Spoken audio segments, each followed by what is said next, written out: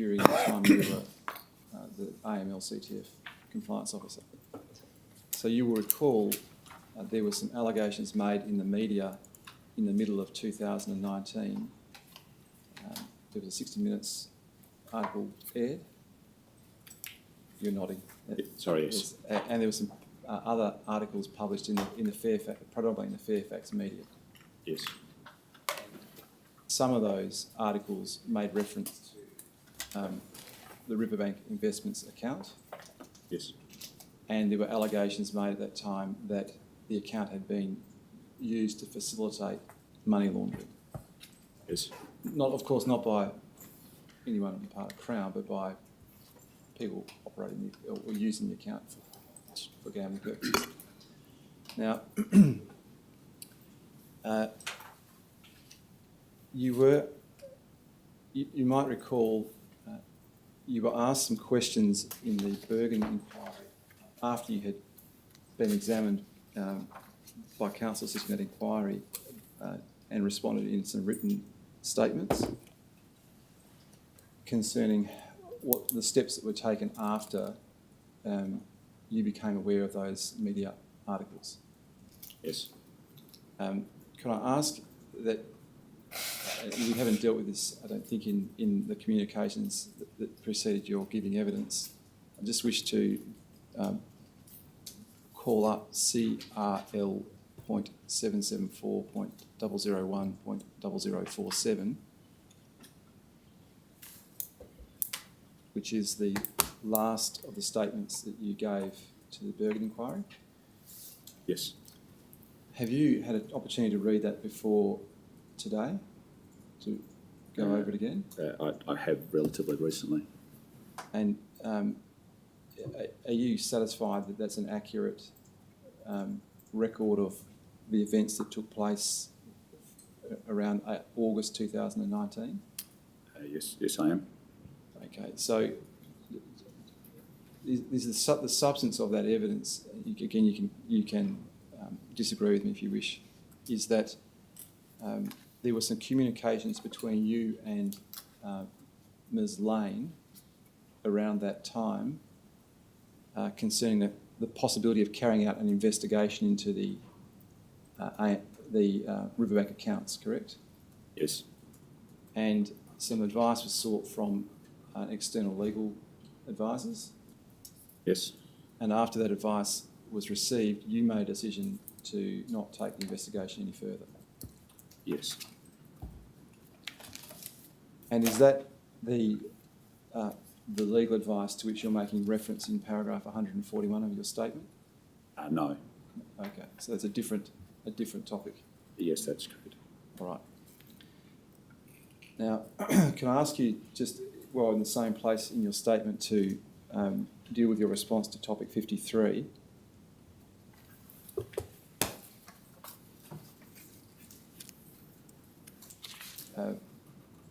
You became aware of the closure of the CBA Riverbank account around the time it was closed, didn't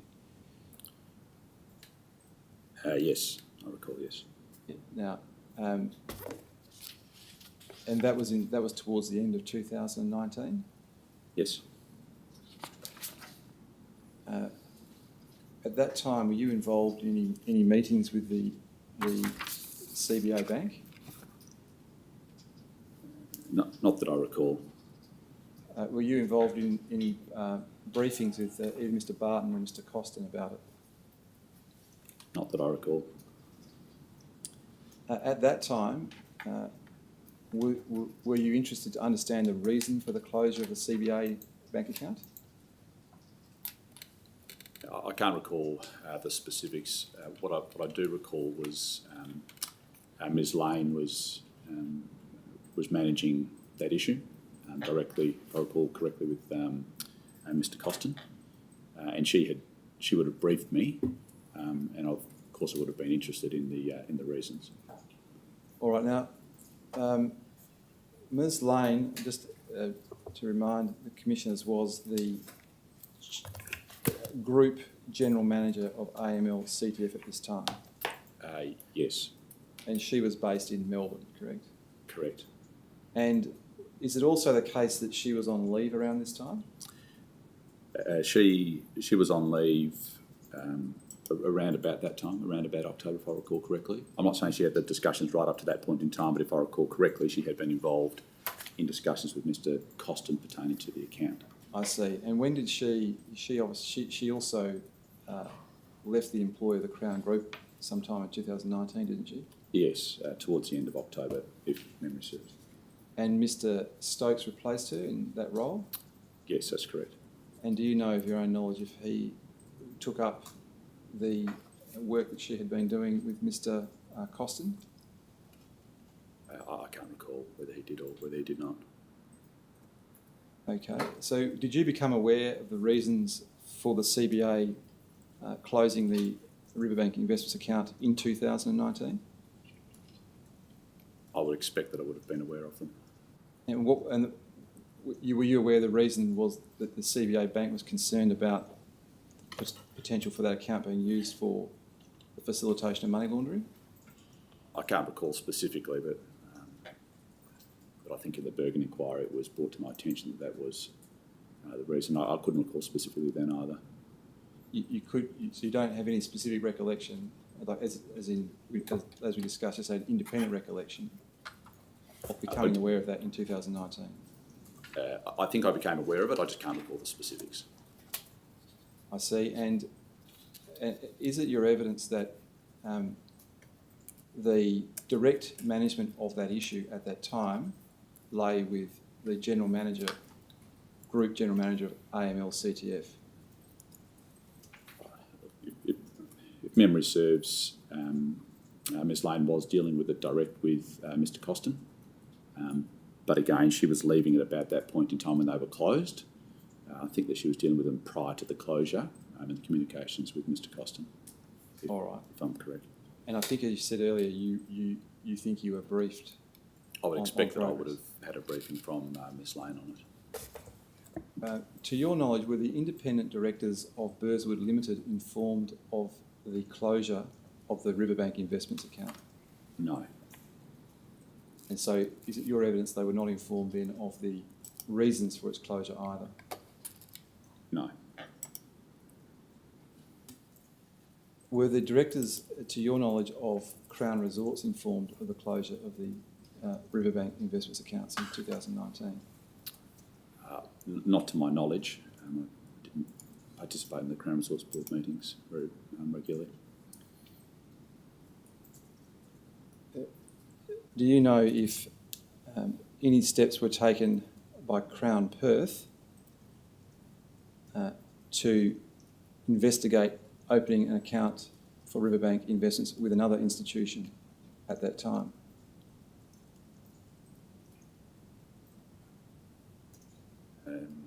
Not to my knowledge. If steps had been taken to do that, would the person involved have been Mr Costin?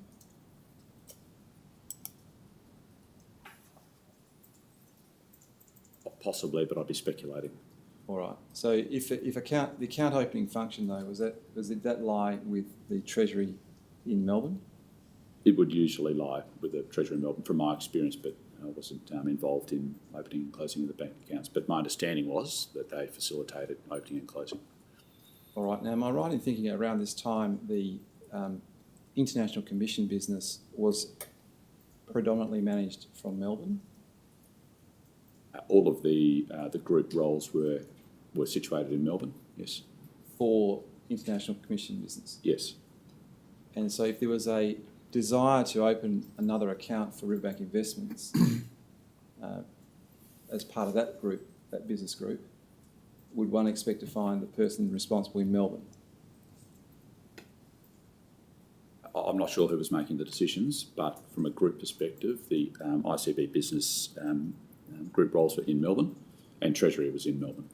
Now, at the head of the group role in Melbourne was Mr Felstead, wasn't he? Oh, it reported through to him. All right, so if there was a desire to open another account, it would be part of his responsibilities as head of the International Commission business, correct? Well, when you say head of International Commission business, ICB reported through to him like various other functions reported through to him. And who was at the top of the ICB function in Melbourne at that time? There would be most probably two people. It was split without a single head. The single head position wasn't replaced after the end of 2016. The two people would have been Roland Tyler and Jacinta Carreri, Maguire maybe, maiden name or married I name. see.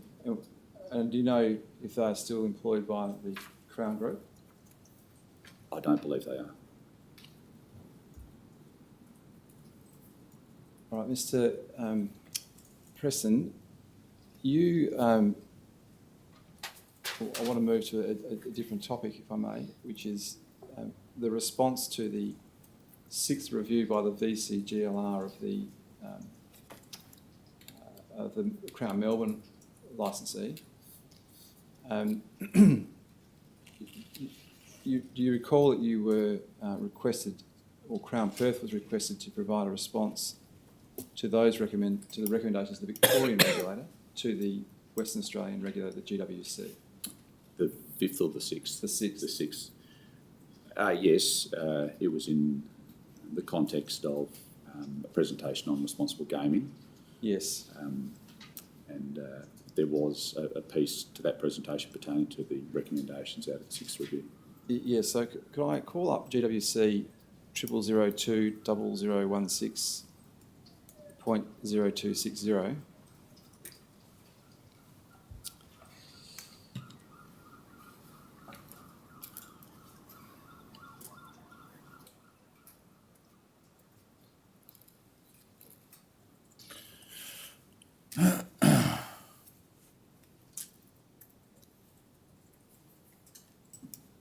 And I believe this document is an agenda for a GWC meeting. If we could navigate to page 14 of that document.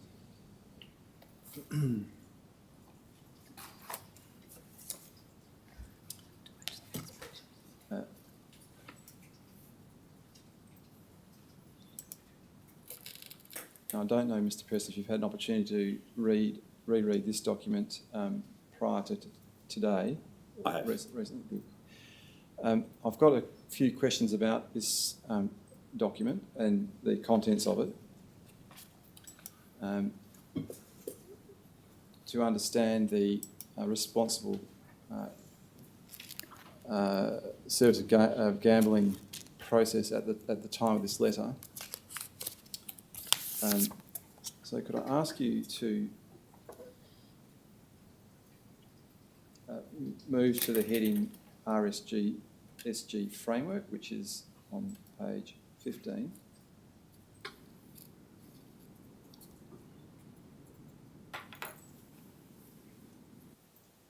And I'm just going to ask you for you to provide some additional information to that which is in the letter, really. So at the time, who were the members of, how many members of the RSG team were there in Perth?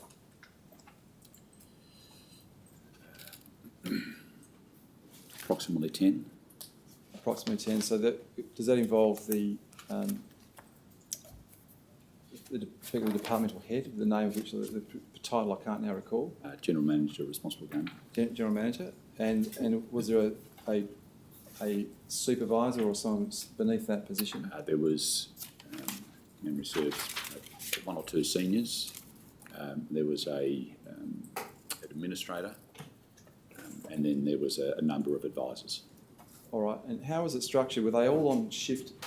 Were all 10 in the casino at any given time, or was there a shift structure? It was a shift structure. There would be 2 or 3 or 4 who would cover office hours, and the remainder would rotate through to cover a 24/7 roster. And so in the middle of the night, there would be someone available in the casino as a responsible service of gambling person, is that the... Yes. And how many of those would there be available 24 hours a day? We had increased that complement to try and have 2 on shift at all time. 2. And what were the qualifications of the people who were on shift? What was their professional background? It varied. Our attitude towards who we wanted to have in the responsible gambling advisory team, we wanted some broad skill sets. So historically over the journey we've had psychologists, social workers, people with table games experience, people with gaming machine experience. I think we even had some surveillance, former surveillance operators, maybe some security. So they were broad, and what was very important for us was their ability to engage with patrons. Okay, so just to give us a picture of how they operated, were they all staffed and located in the Responsible Service of Gaming Centre? Yes, they were. That they were, except for the general manager had a separate office. I see. And during the shift, did they stay in that location, or was there some other activities that they engaged in? No, they spent as much time as they could on the floor, walking around the property to observe patrons, to interact with patrons. But obviously they would need to spend time in the office carrying out other functions as well. I see. And how was the size of the RSG team determined? The number of people that you employed, for instance? Well, it originally started as one when I started. It was an RSG team of one, and it evolved over the years. There was a material shift in staff complement when we went to 24/7 to manage that roster, which was one person 24/7. And then we moved to two people because we believed it was an appropriate thing to do to provide further support for anyone who had gambling problems. And also, from a staffing perspective, having two people cover the property is an important perspective from where we were sitting. Mr. President, what I'm asking you is, was there any analysis done of the need for the services to be provided and then the size of the team determined in accordance with need? Well, we were employing people based on the advice from the general manager as to the workload. So, if there was if more work needed to be done, there would be a proposition for a greater number of staff members. And the general manager for the relevant period was Ms. Fawkes? It's been a number of them, but most recently and currently is Ms. Fawkes. And she reported directly to you? No, she reported to the Group General Manager of Responsible Gaming. She reported to me until 17, and then with the group structure that I put in place, she was reporting through to the Group General Manager of Responsible Gaming. Do you recall the period when Ms. Fawkes complained to you that the remuneration of the members of the RSG group was too low? Yes, I do. And she was quite persistent about getting their salaries increased? Yes, I do. And she also complained that she didn't consider that proper recognition was being given to the work they were doing in the casino. I don't recall that.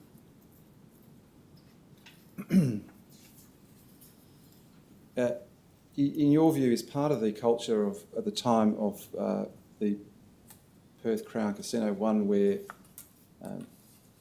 due recognition is given to those parts of the business that do not involve revenue raising? Sorry, can you repeat the question? In your view, was due recognition given to those parts of the business that didn't involve revenue raising, for instance, yes, I do. RSG compliance? I do. And in what way was, in your view, that recognition given? Well, there was a recognition program across the business which had monthly employee awards, yearly Employee of the Year, and all departments and all staff members from below management level, certainly below general management level, were participated in that. And there were a number of responsible gaming advisors that did participate in that and were recognised for their efforts. And after the complaints were received from Ms. Fawkes about the level of remuneration, what, if anything, was done about that? It was escalated to me directly by the Group General Manager and also by Ms. Fawkes.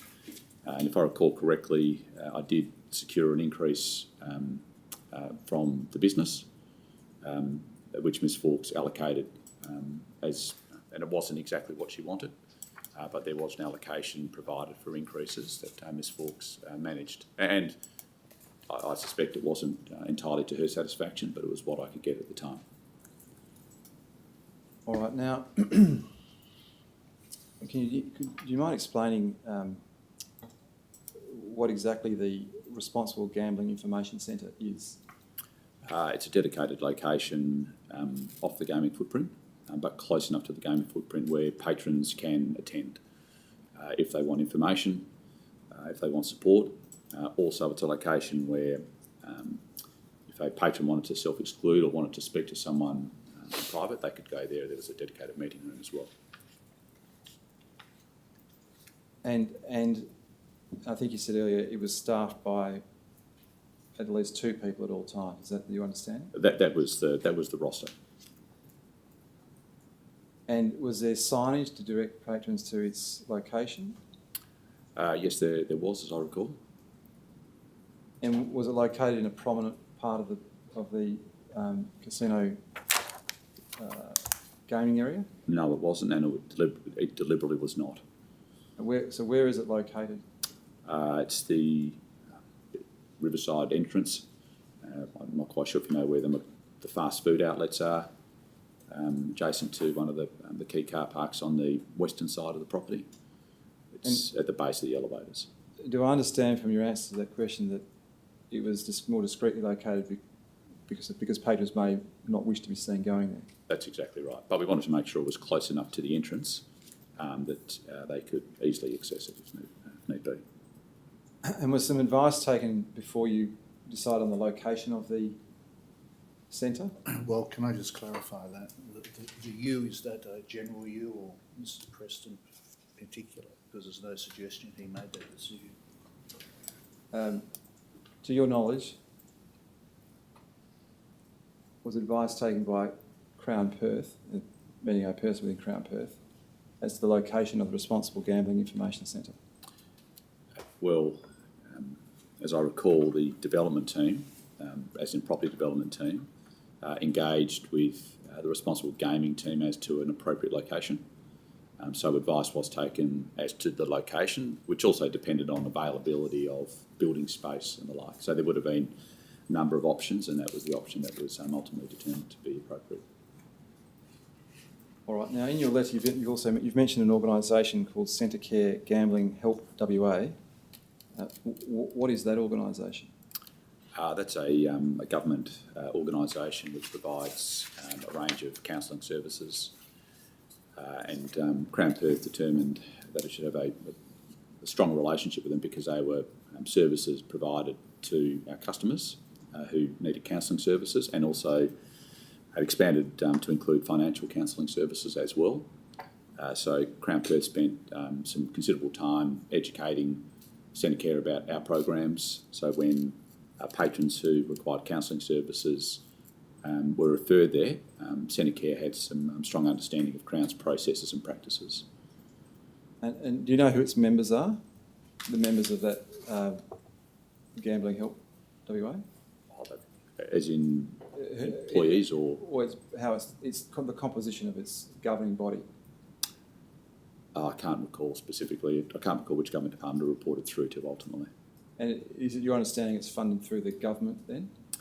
It's a combination of government and I believe there's some contributions, maybe even from Crown Perth, through some contributions it made through its levies or its other funding that went as a part of Crown Perth's activities. All right. Do you know of your own knowledge if Crown Perth made any direct, if you like, donations or funding arrangements with that centre? No. And your letter refers to, and I think you may have alluded to this in one of the answers to my earlier questions, that Crown Perth was working in partnership with this centre. I don't think I used the term partnership, but working closely with them because it was a really important support service for patrons in need. Now, it offers, I think you said earlier, counselling of some kind. Yes. Does part of the Crown Responsible Service of Gambling also offer counselling? I wouldn't describe it as counselling. And so I think you mentioned earlier there was a referral. So is it the case that if a person within the Crown Perth Responsible Service of Gambling division determines that someone should receive counselling, they're referred to an external organisation? Part of the process, and excuse me for the detail, but as best I recall, if there was a patron who was expressing some concerns with their gambling, or if they wanted to self-exclude from the property, they would meet with the responsible gaming team. The responsible gaming team would take them through a process, ask a range of questions, and then provide various pieces of information pertaining to referral services. If they self-excluded and at a point in time wanted to have that self-exclusion revoked so they could return to the property, there was a process to follow, and one of the steps required was to receive counselling or support to make sure that they've addressed the issues that they suffered. And one of the key support areas that was providing those counselling was centre care, if the patron wanted to use centre care. All right, I just want to ask to understand a bit more about this in a specific example case. So if a patron has developed obvious signs of a gambling addiction, say for example, and they present to the Responsible Gaming Information Centre, and the Crown Perth representative determines that person does have a gambling addiction, what steps would be taken, is your understanding, to deal with that situation? It depends on the circumstances, but generally speaking, the RSG team would recommend self-exclusion to prevent the person, or get the person to take ownership of their gambling issues. That's an important step. And part of the self-exclusion process would be to deal with a range of support services. So it'd be strong recommendation to speak to counsellors from Gambling Help WA. If the situation was far more severe in terms of a person, for example, in a really dire state, they might take other action. They might engage with police to help from a welfare perspective. But they were the general steps that would be taken. So do I understand that if you had psychologists on staff, Crown Perth itself was not offering any counselling with respect to the gambling addiction itself? They would refer the person to an external. It was a support service, and the key was to support those people who needed some assistance. And that support provided referral to a third-party agency. Now, as part of the Responsible Service of Gambling, is there a process by which Crown Perth itself can unilaterally determine to exclude a person? Yes, there is. And in this context, I'm not now referring to a known criminal or someone who should be excluded for those reasons. In what circumstances would Crown Perth exclude a person who had identified as having a gambling problem? As an example, if someone had self-excluded. I'm not talking about self-exclusion, I'm talking here about identification of a person with a gambling addiction or problem, and Crown Perth deciding that it's in the interest of that person to be excluded. Well, the process would be if they once they identified that they would try and engage with the person to assist them and support them, and if the person they would try and continue to communicate with them, request meetings. If they refused to meet, and the position was that there was concern pertaining to their welfare, then they could issue them with a barring and serve the barring on them. And to your knowledge, the time you were the chair of the Responsible Gaming Committee, Management Committee, were there occasions when that power was exercised by Crown Perth? As I recall, there was, but it was often seen in conjunction with the self-exclusion process or a third-party exclusion process. There are other processes that have identified patrons beforehand. Yeah, so just to understand that, so a patron may wish to self-exclude, and that's one way in which they can be excluded. Well, they may wish to self-exclude and they may not. And that's where the unilateral piece comes in, because the first step would be to try and get someone to take ownership, which is an important step. And if they didn't self-exclude, there'd be ongoing engagement as best the RSG team could. And if there was failure to engage and they refused to participate, then the decision could be made to take the step of unilaterally barring them. I see. So just to step through that, the first step that would be taken is to try and have the patron take ownership of their addiction or their problem. We'll try and help them. Try and help them. And you mentioned, and if that doesn't work, it may lead to Crown Perth excluding the Yes. patron themselves. Were there instances where that took place during the time you were... Yes. All right. Now, you also mentioned a third-party exclusion process. That's where, for example, a family member or someone known to the patron might approach the casino and ask that the person be excluded. Yes, that's correct. And were there instances where that took place during the period you were the chair of the Responsible Gaming Management Committee? Yes, there was. And just to get a sense of the magnitude, approximately how many people would be excluded, self-excluded per year?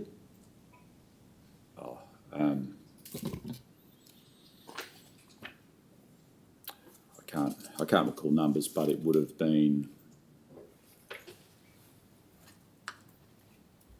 I'd be speculating. There were statistics presented on a regular basis, but I just can't recall the numbers. But my guess is it would be maybe 10 to 15 a month. All right, so hundreds in a year. Yeah, I stand to be corrected, but that's... Understand. I'm just trying to get a sense of magnitude. Yes. Well, perhaps I can help, because I have a December 2017 statistics here, and rather than have Mr. Preston guess, that might be better to actually have a look at All it. right.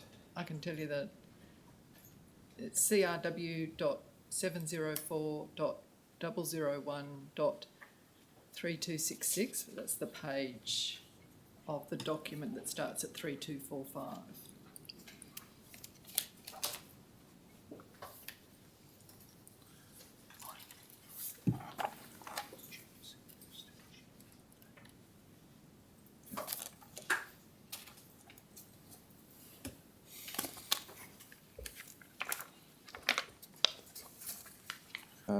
Doesn't appear to have been loaded on our Right. system. So Well, Mr. Preston can have a look at it. Yes. Thank you.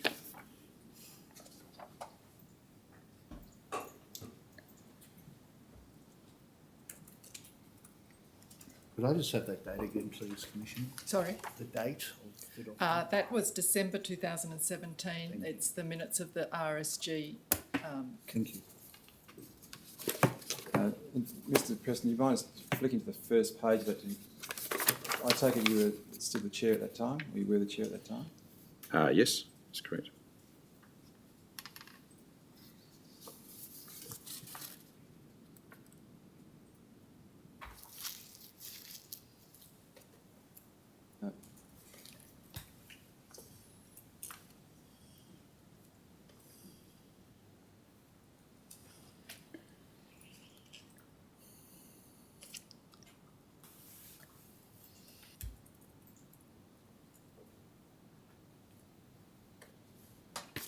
Might be going blind, but I can't see the specific number pertaining to self-exclusion entered into.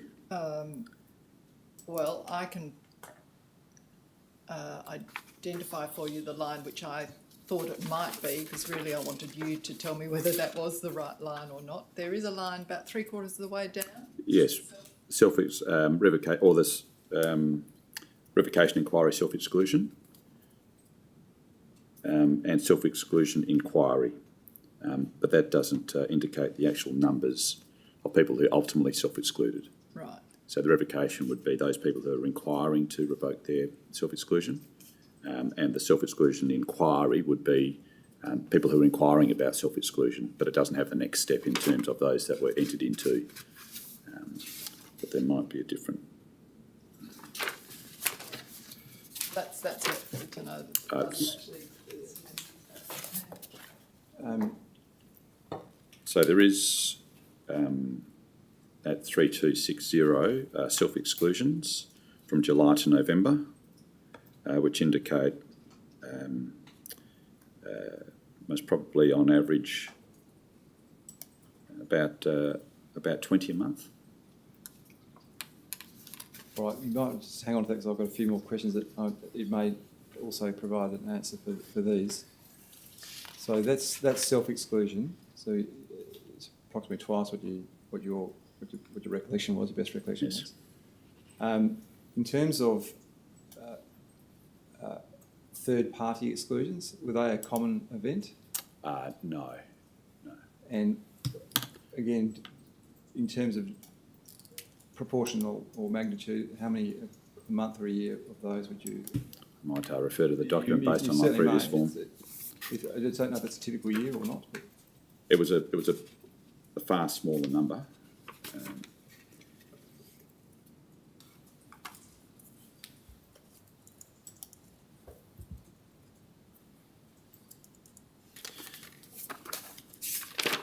I'm not sure it's in these statistics at a quick glance.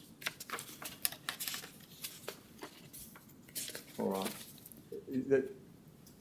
No, it may as well stay in that document because it might help with this one as well, which is, and what about where neither self-exclusion nor third-party exclusion results in a exclusion, but Crown Perth took it upon itself to exclude a person? How frequently, in your experience, did that take place?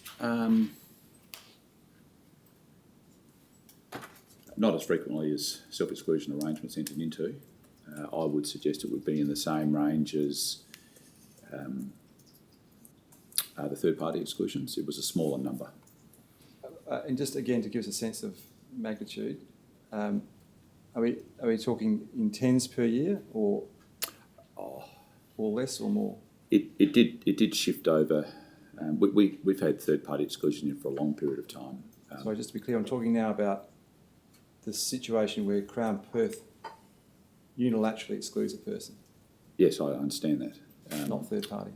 Oh, sorry. In terms of, I would suggest there would be maybe a couple of months. I see. So it's not infrequent then. No. All right. Can I ask you some questions now about an organisation called the Problem Gambling Support Services Committee Working Group, which is something of a mouthful. I think it's commonly referred to as the PSSGC. Yes. Who are the members of that organisation?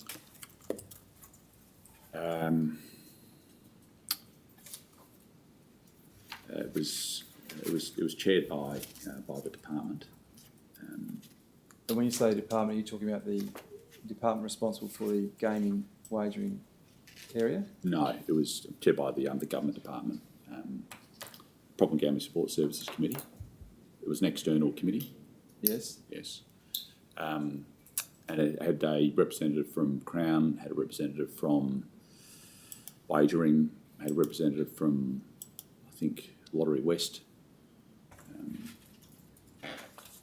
had a representative from Department of Communities, as I recall. So there was an array of people on that committee. All right. So so just to understand the composition a little more, its membership comprised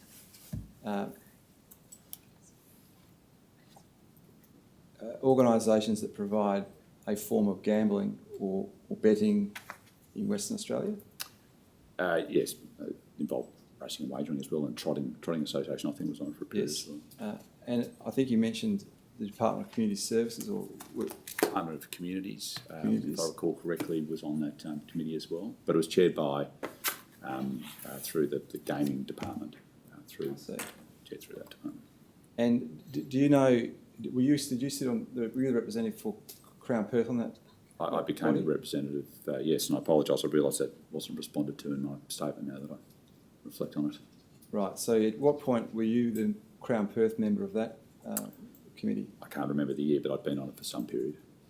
You were on it for some period? I've been on it for some period. And you remain on it? No. Was there some sort of charter or governing document for that committee? There was, but I haven't looked at it for a long period of time. And do you know what contributions Crown Perth made to that organisation, if any? It did. I can't remember the number off the top of my head, but it was in the hundreds of thousands. And were those contributions voluntary, or were they part of the regulatory requirements of Crown Perth? They were voluntary. And do you know how Crown Perth determined how much it would donate or how much it would provide by way of funding to that committee? As memory serves, there would be a paper prepared through the department, if I can use that language, in the government department, which articulated what the expected funds required for the following year, and that was circulated to the participants who were contributing. And in my experience, they were always agreed. And in your experience, were the contributions made by each of the organisations that offer a gambling service equal, or No, was they it weren't. proportionate? They weren't. Okay, and so do you know how the proportions were identified? If I recall, Crown Perth and Lottery West were about the same. They were the largest contributors, and then there was a cascading number down from there. And so if you take Lottery West as an example, would you agree with the proposition that there's a lower risk of a person developing a gambling addiction to a lottery than to playing table games or EGMs at the casino? Don't think I'm in a position to really comment. Sorry. All right. Well, are you able to comment on your view as to whether an equal contribution to the committee by Crown Perth and the Lottery Commission is reasonable? I didn't think it was unreasonable. And did you consider during the time you were on the committee that the contribution made to its funding by Crown Perth was sufficient? Well, it was sufficient based on the proposition that was put to us over the years as to the funds required. Was any consideration given to the possibility of providing additional funding to that committee? Not that I can recall, and if additional funding was requested, then my guess, from my perspective, it would have been possibly received. What I meant to say is, was there any consideration given, to your knowledge, by the executive of Crown Perth or one of its boards to doing more than what was requested by the committee in terms of funding it? Not that I recall.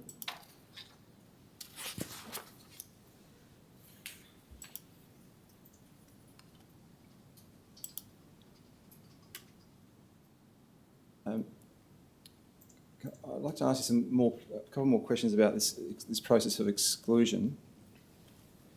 There was a process for. We'll go back one step. There's an area of the Perth Casino known as the Pearl Room. Yes.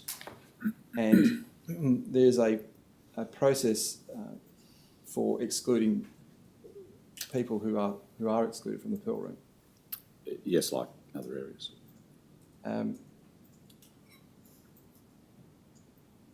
And do you recall there was a period after once a person had been excluded from access to that area, they had a period of around 7 years they had to sit out before they could apply for re-entry into that room. Yes. And so the original period was, I think, 7 years. And do you recall a time in which it was reduced to 1 year? Yes, I do. It was a long process. I can't recall the specifics of it, but there was a long process that was, well, it happened over a long period of time. And that was in around, would it help you if I said it was around November 2015? Possibly. Do you recall the reason for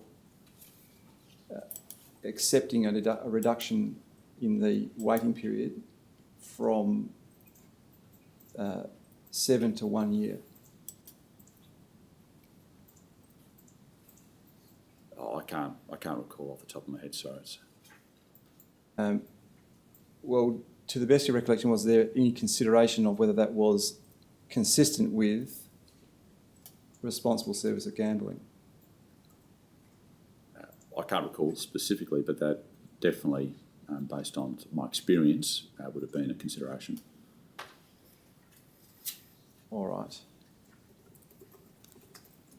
And you would agree, though, would you not, with the proposition that an exclusion of 7 years is a stronger form of harm minimisation than an exclusion of 1 year? Yes, look, I can't recall the specifics, but there was also involved in those discussions the ability to go back into the pool room not as a member. And I can't recall whether 7 was membership or 7 was access as a guest, or whether the reduction to 1 was a guest or membership. I just can't recall off the top of my head. Sorry. All right. I recall there was a paper that was put to the Responsible Gaming Management Committee team, but it was a long time ago. Yes, no, I'm just interested to know if you could recall it and the reasons why the committee determined to reduce the waiting period. I can't recall the specifics, sorry. All right. Now, you've referred also in this letter to something known as place safe limits and player activity statements. Yes. First, could you describe for the Commission a place safe limit? It's functionality on the gaming machines and also electronic gaming tables where you could set limits on your spend or time on device. And a player activity statement? That would be a statement that a player could request, which would provide details of their gambling activity over a period. Now, just for purposes of clarification, if a person is a member of a loyalty program, a Crown loyalty program, yes, are they able to use a place safe limit? Yes, they are. And if you don't have a loyalty card, you can't. You can't. It's, if I recall correctly, it was all put a card in, and that would identify time on device and spend, whereas casual players didn't have that. I see. That was my next question. So if a person presents at the casino a cage with and asks for some tickets to operate an electronic game machine without a card, there's no place safe limit for that player. That's correct. And So sorry, there's no availability. availability. Yes. Now, do I understand then that in order to produce a player activity statement, there's some connection between the loyalty card and the gathering of information concerning the gambling habits of the player? That's correct. And am I right in thinking that that Crown Perth had the ability to set and remove place safe limits and print player activity statements at the Perth Casino from about April 2017 at least? Can I get you to repeat that, please? From what point in time did Crown Perth have the ability to set player place safe limits, to your knowledge? although always had the ability to set them with players if required. Was there a need to roll out the loyalty card system first? The loyalty card system's been in place for as long as I've been at Crown.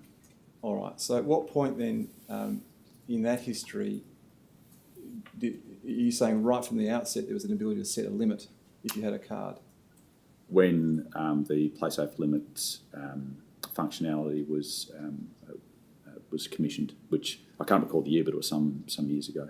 So some time ago, okay. Now, in terms of the ability then to gather information and print out a activity statement for a player, did that coincide with the introduction of the PlaySafe limit? Yes, as I recall, they came together. Now, under the Victorian legislation, or should I say, the Victorian regulatory framework, in certain circumstances, it's mandatory to print or provide a player with a player printed statement, activity statement. Generally speaking, yes. And that's in connection with, essentially, with becoming a member of the loyalty program. That's correct. Now, that's a requirement under the Victorian regulations, correct? Yes. There's no equivalent requirement under the Western Australian regulation, or there wasn't, to your knowledge. That's correct. Crown Perth did not, nonetheless, voluntarily provide player activity statements to its loyalty members for Crown Perth, did it? That's correct. So, although it had the ability to do so, it didn't follow the regulation in Victoria. No, I think memory serves. They made it available. They would notify members that they were available. Yes, but it's not mandatory, in other words. That's correct. So if a member wanted to receive a player activity statement, they could. Yes. Now, is there any reason, there certainly isn't any reason in terms of capability for Crown Perth not having provided player activity statements mandatory in Perth, correct? That's correct. So was there any reason, to your knowledge, for Crown Perth's decision not to make it a mandatory requirement in keeping with the position in Victoria?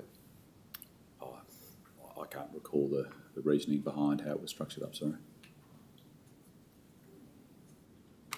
To your recollection, was there any consideration by the responsible Service of Gambling management committee in Perth of making it mandatory? I don't recall. Do you understand it to be mandatory in Victoria because the objective is to give the player, I'll use a colloquial expression, a wake-up call so they can appreciate the amount of money they have been gambling and or losing or winning? Sounds like it could be an appropriate position. So it forms part of a responsible Service of Gambling to give people that information to allow them to take stock. Yes. And so do you think now that it would have been a good idea for the Crown Perth executive to have made it a mandatory requirement for loyalty program members in Perth?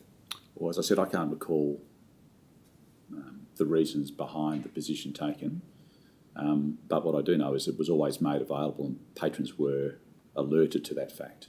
But I can't recall the reasons why it ended up at that landing point. All right. Did you have available to you, or do you recall the extent to which patrons voluntarily took up that opportunity? I can't recall the statistics on that, sorry.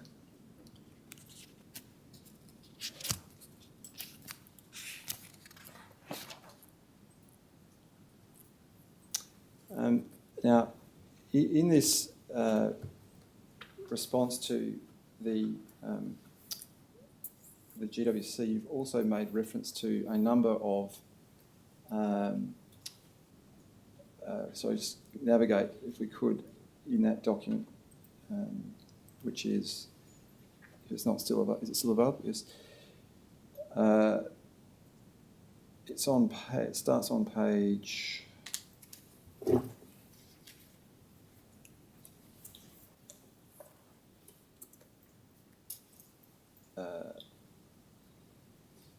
29 of the document under the heading Other Harm Minimisation Strategies.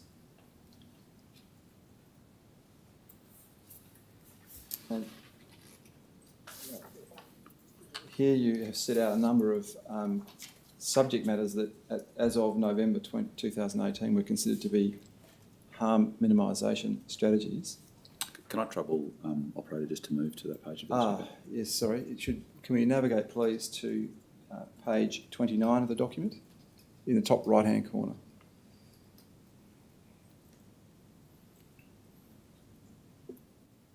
Thanks.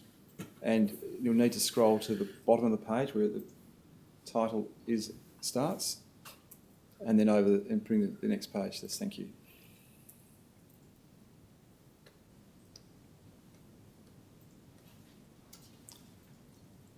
So I just want to ask you some questions about each of these additional harm minimisation strategies that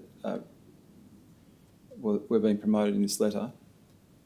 The first you'll see is a reference to limits on automated teller machines. Now, am I right in thinking that that is provided as an example of a harm minimisation strategy because it makes it more difficult for patrons to withdraw large sums of money in the gaming area? That's the philosophy, yes. So there was a limit on $400 limit on how much they could withdraw in any given day within the gaming footprint? Well, not within. There was nothing within the gaming footprint with respect to ATMs. It was within 400 metres. It was within 40 metres.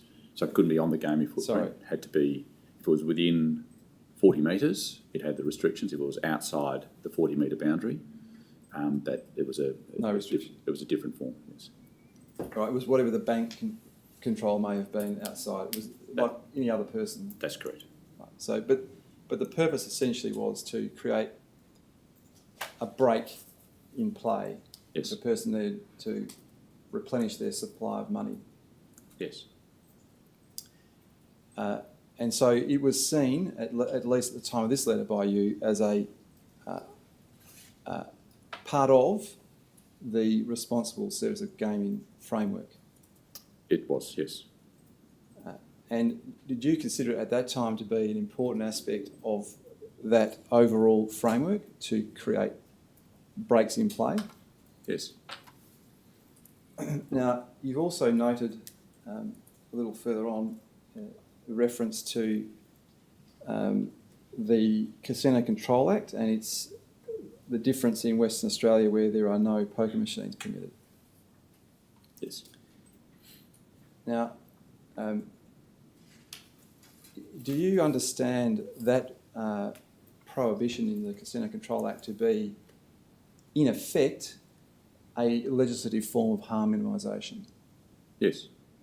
And that the reason for it is that the legislature at the time, at least, considered that poker machines were a more harmful form of gambling than other forms of gambling. Yes. And so, again, you're promoting as part of the responsible service of gambling as a form of harm minimisation the absence in Western Australia of poker machines. That is an element, yes. Now, it would be fair to say there's quite a degree of similarity between the way in which one plays a poker machine and the way in which one plays any other electronic game machine, correct? There's lots of similarities, yes. Yeah, they're very similar. But there are differences, I appreciate that.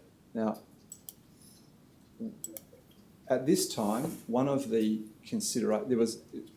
go back one step, there's an Australian standard that applies to Western Australia for the features of electronic game machines. Yes. And at this time, one of the aspects of that was that the speed of play for an EGM was 5 seconds. Yes. Now, I understand that to mean there's a 5-second break between the end of one game and the start of the next.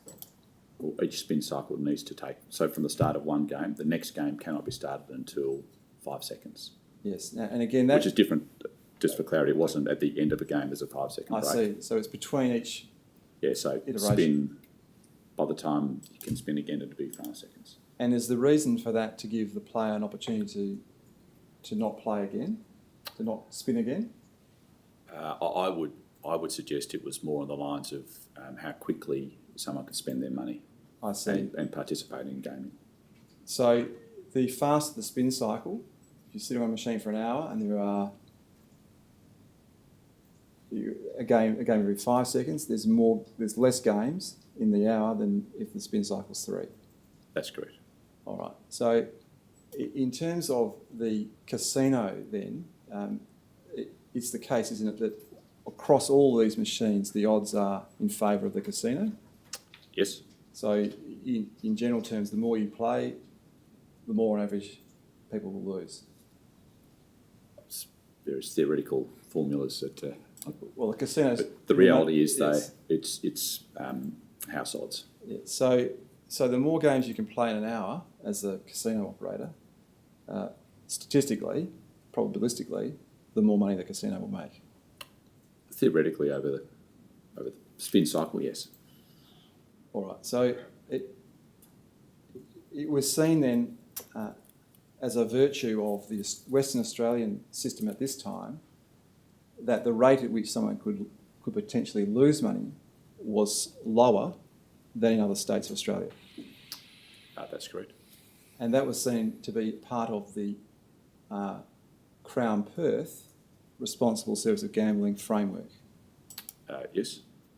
And did you consider that rate of play to be a significant feature of that overall framework? Oh, that was always a very important feature.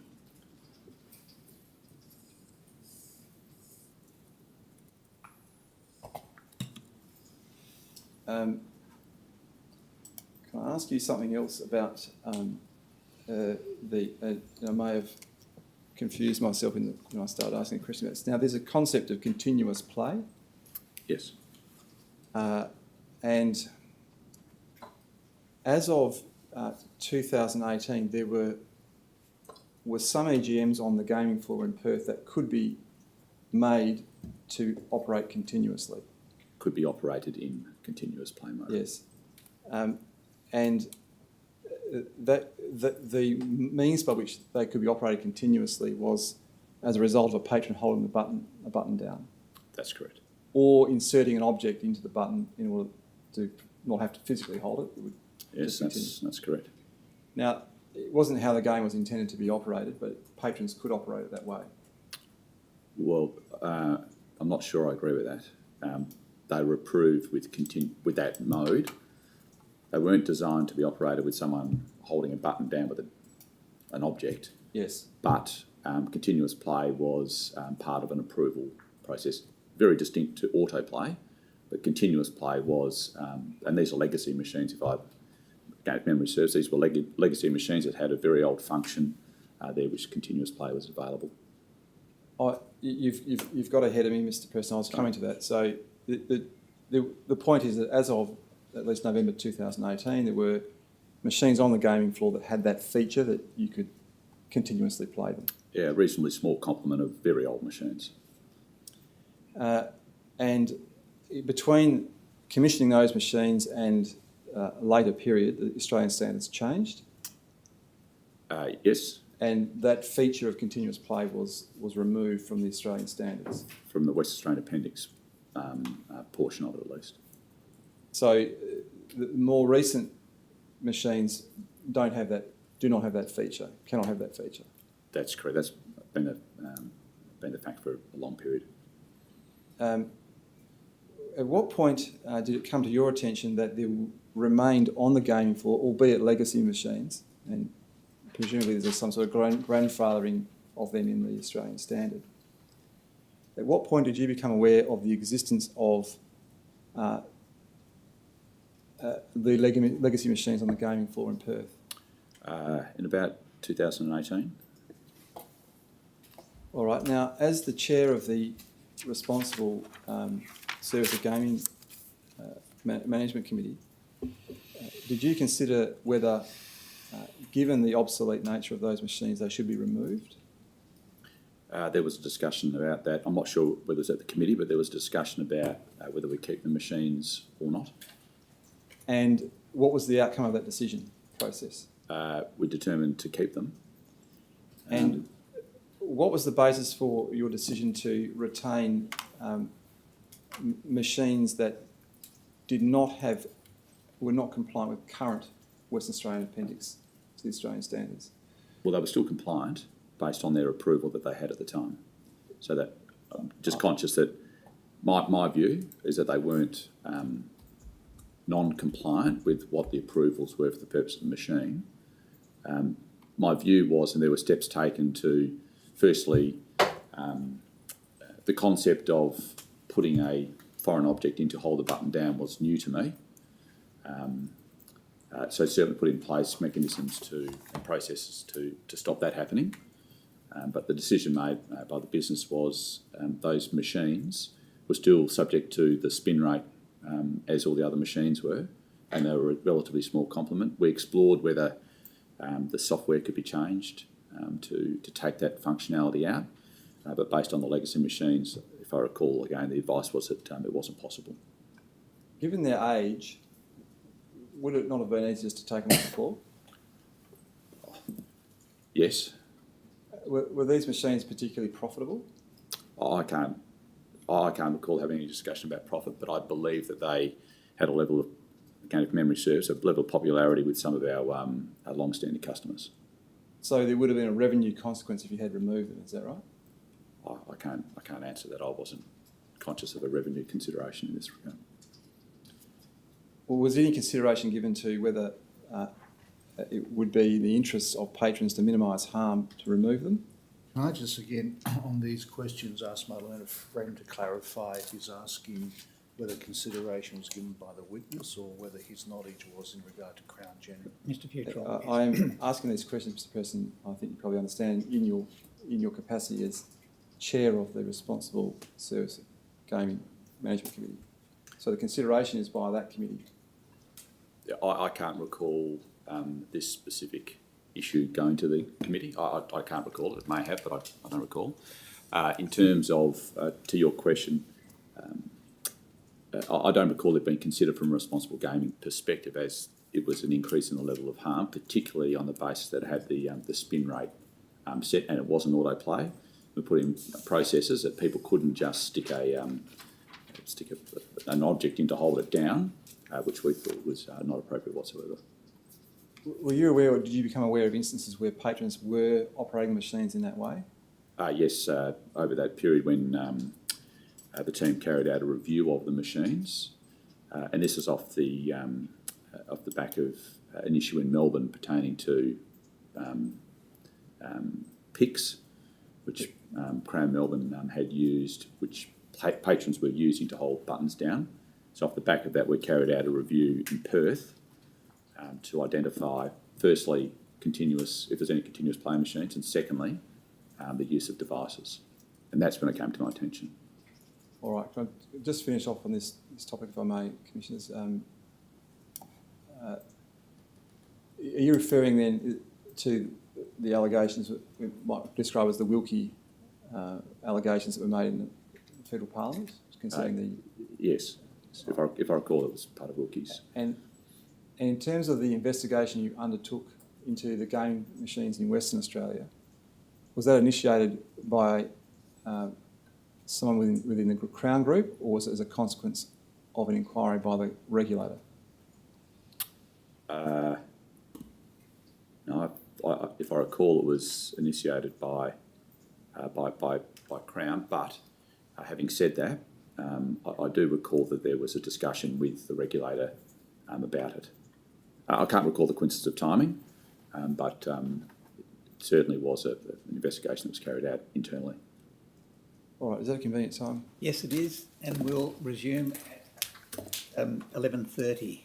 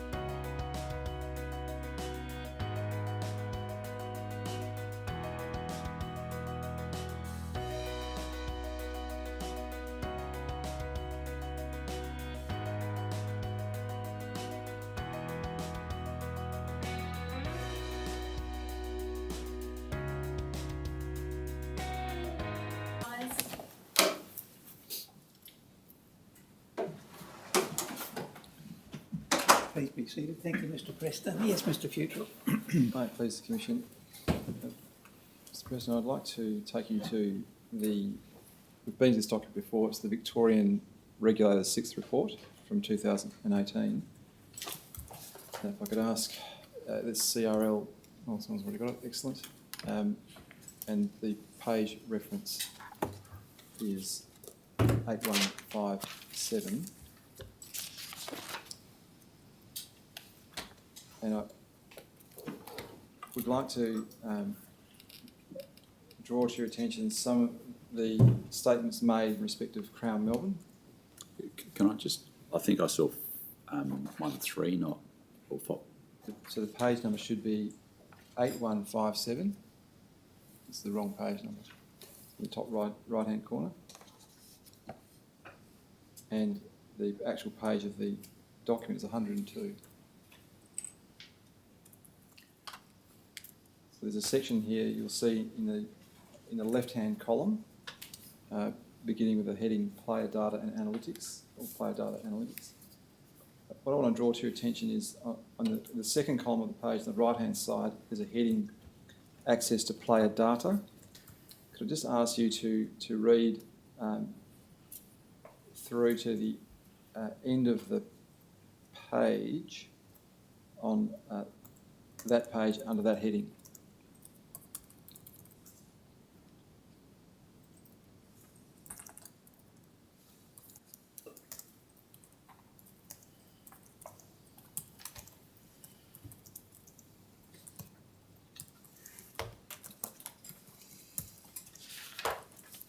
Yes. All right, now, is that an accurate reflection in your view of the data to which the Crown Melbourne had access at this time? Yes, as I understand it. And is it fair to say that Crown Perth had access to the same information? Yes. And it has, I think you said earlier, it has had access to information by players who are loyalty members for some number of years. Yes. Now, can I just ask you to, I'd like to take you to another document, which is CRW.704.001.2457.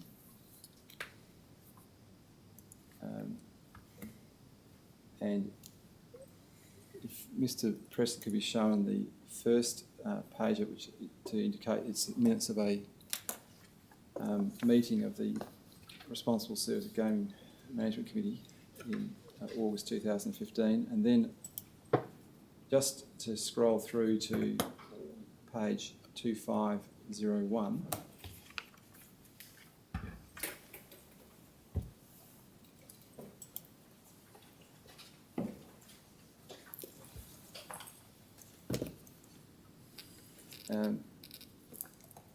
And I just want to draw to your attention, under there's an italicised heading towards the bottom of the page, criteria for pool room membership and review of gaming data. And there's a reference to a meeting in January 2012.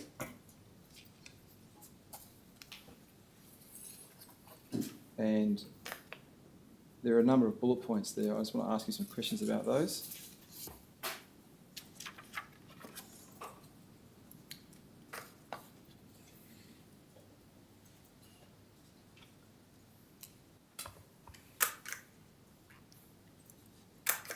And then if you just continue to read that over the page, the entirety of the next page and the following page.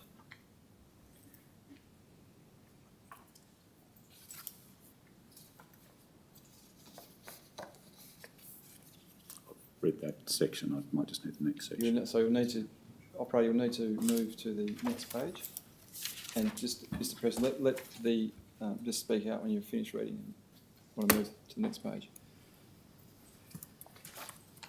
And you want me to read the whole of the page? Yes, yes. It's got a couple of questions for you on it.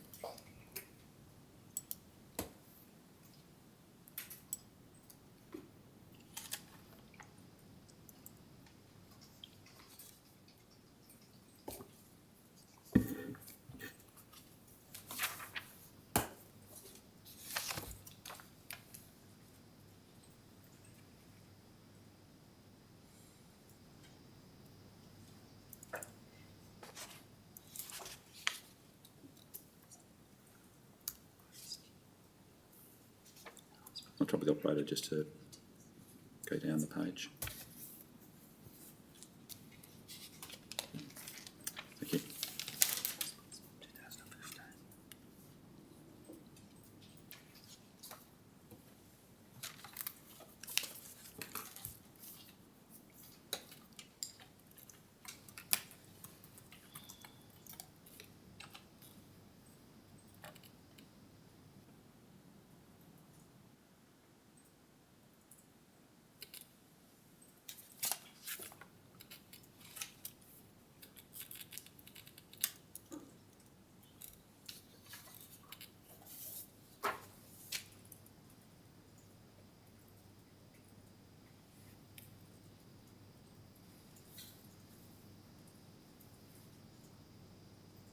If I can just get the last bit brought up if that's right on that page. Thank you.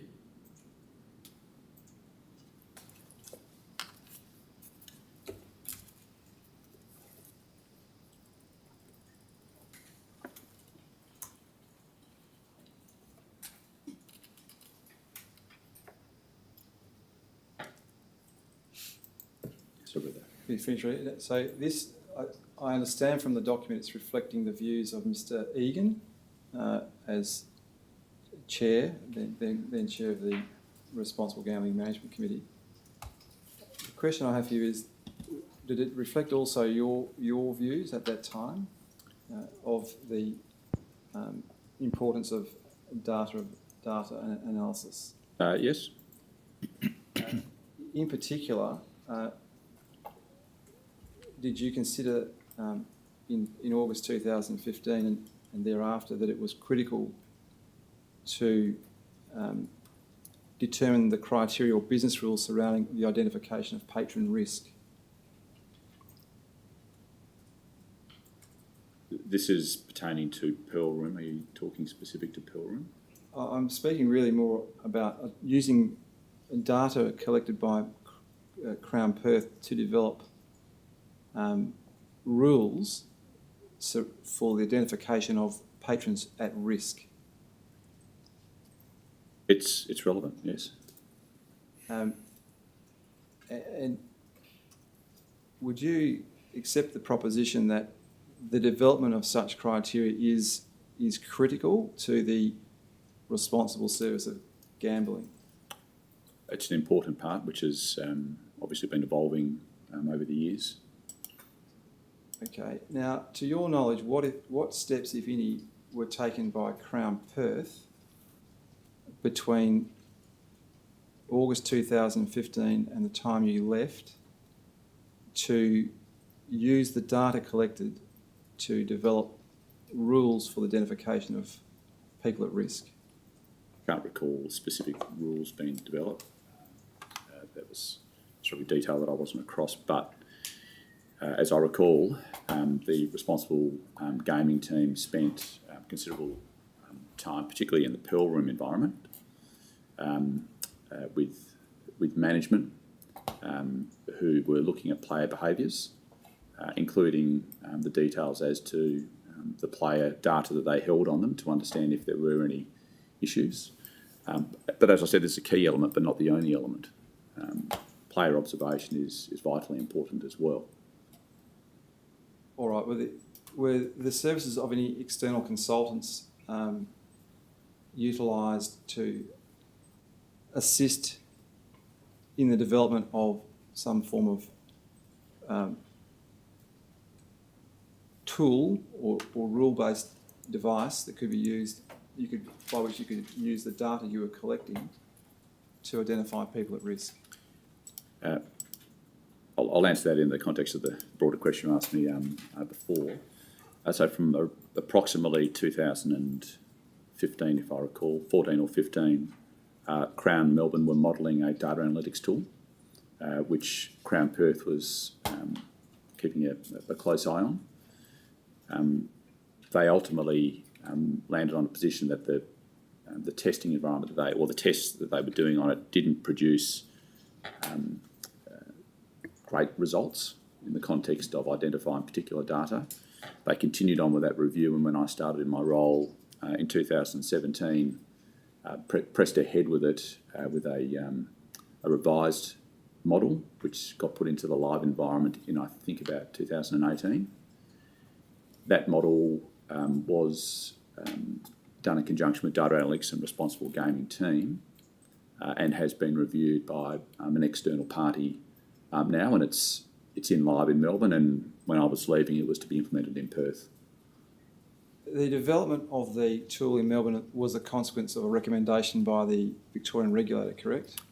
There was an original recommendation, I believe, in the 5th review, and following on from the 5th review, work was done to try and build a tool to adequately meet the needs and produce some positive support for responsible gaming.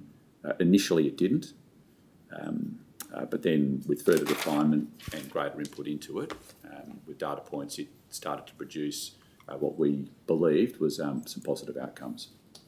To your knowledge, did anyone involved in Crown Perth have a role to play in the development of the tool for Crown Melbourne?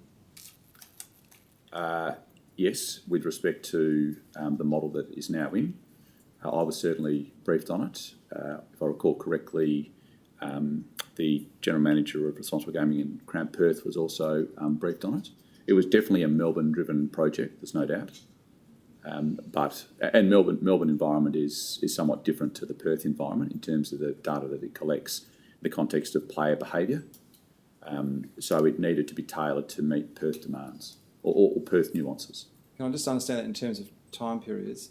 Were any steps taken by Crown Perth or people in the Crown Perth organisation to develop an analytical tool between 2015 and the 6th Victorian regulator report in 2018? Not that I recall. We were very keen on seeing Melbourne's output because we believed it would be suitable for us with the right tailoring if it produced the right results. All right. So is it fair to make the assumption that Crown Perth was doing nothing to advance the development of a local tool? It was waiting on the outcome of the Crown Melbourne development. It's fair to say that we were absolutely waiting for Crown Melbourne's tool to see what the development looked like in that space. All right. And was it the intention of the members of the Responsible Gambling Committee to take the work from Melbourne and adapt it to Perth once completed? Once it was in a workable and functioning format that was positively contributing towards the responsible gaming framework, yes. And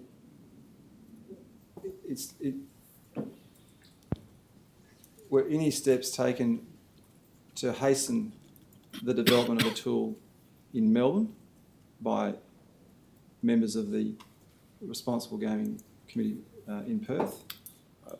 When I commenced in my broader role, yes, there certainly was. And was there I think you mentioned earlier, someone liaised with the team developing in Melbourne. Was that in the latter period from the 2018 onwards period? It was definitely post my commencement in my most recent, the last role I had.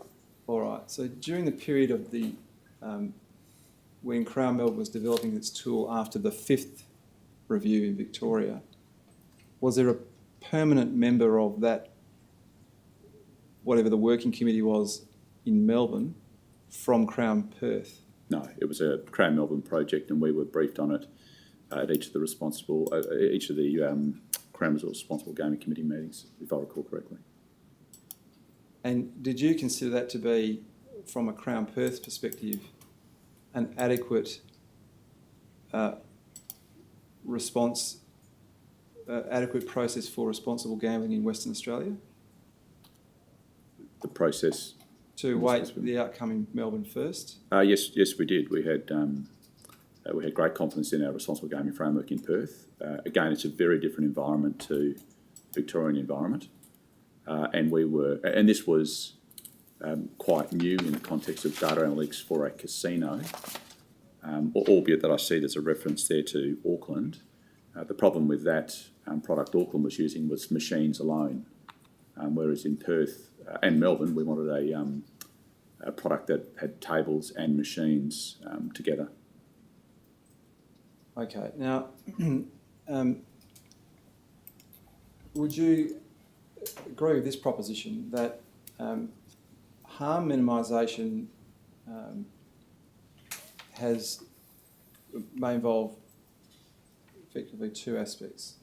You can take steps to mitigate harm after it's been caused.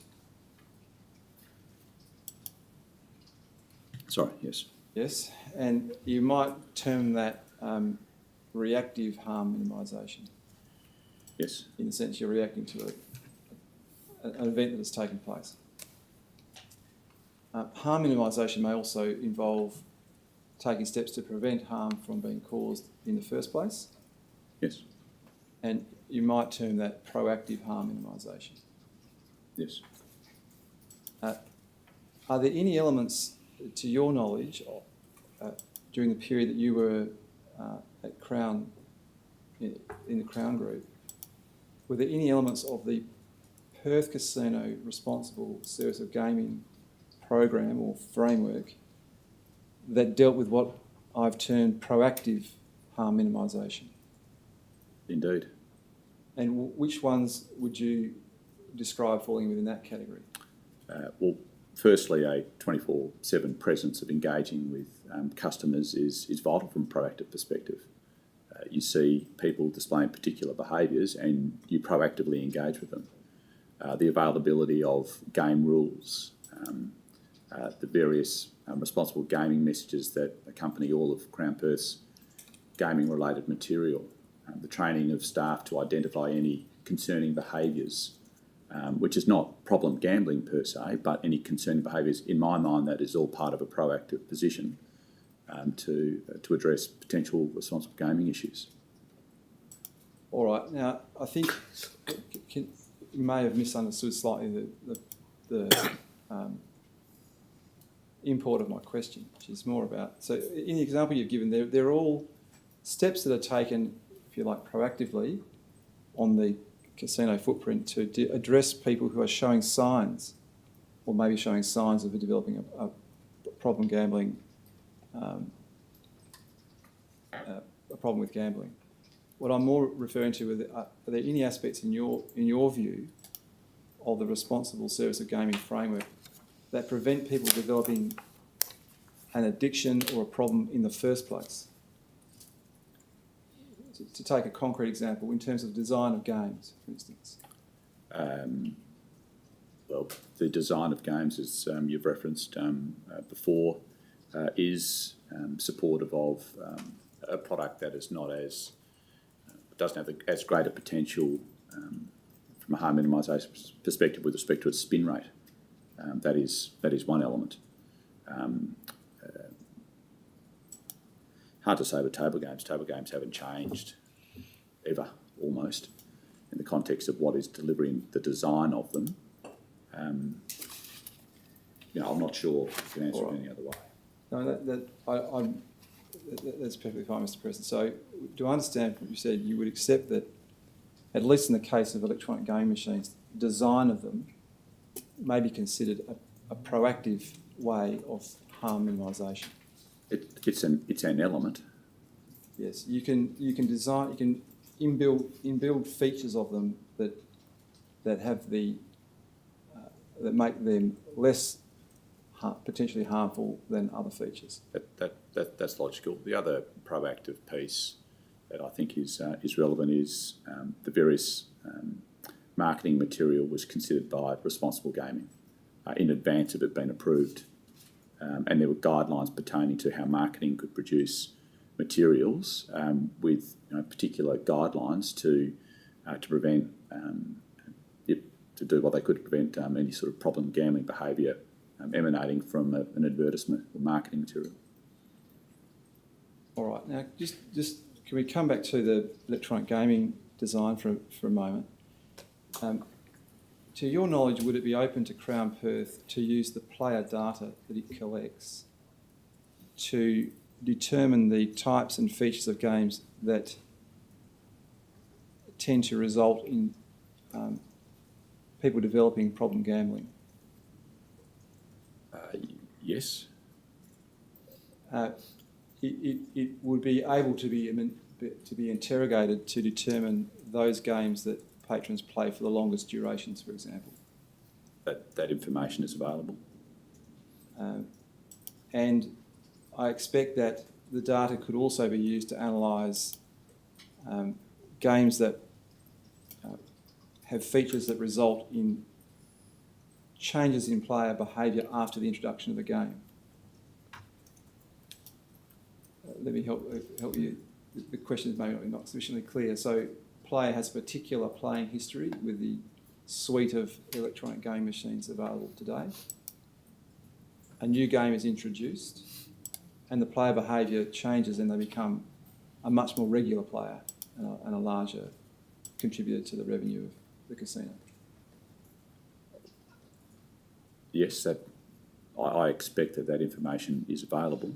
And one could analyse the features of the game and thought about that outcome, and you could replicate them if you wanted to increase the amount of gaming, or you could remove them if you wanted to decrease it. You could.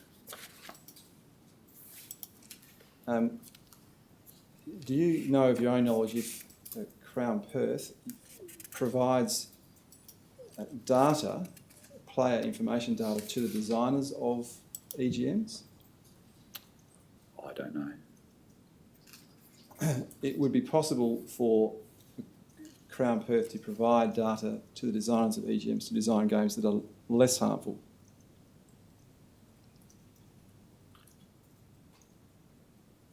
Well, it's hard to say on the general proposition you're putting, because some of these games might be just popular because of the design of them, not so much the spin rate or otherwise, that wouldn't change, but because of it's got a new feature which doesn't provide any difference from a return to play perspective. It might well be the graphics they like.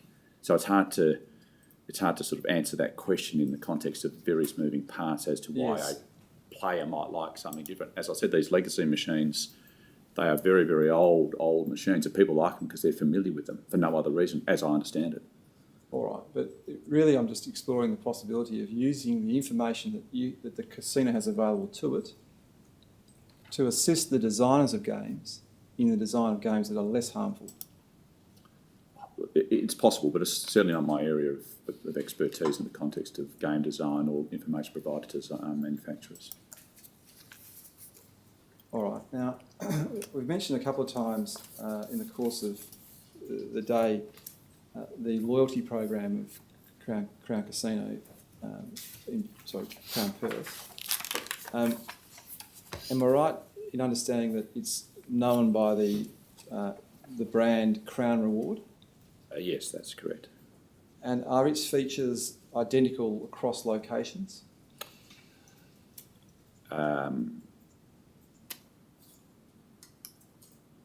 Well, if you As can in, give me an example of if the I'm, features. if I'm a member of Crown Reward, do I have the same access to the same terms and conditions in Perth as in Melbourne? There are some nuances between the properties, but by and large, it operates in the same manner between the properties. And broadly speaking, what is the nature of the loyalty program?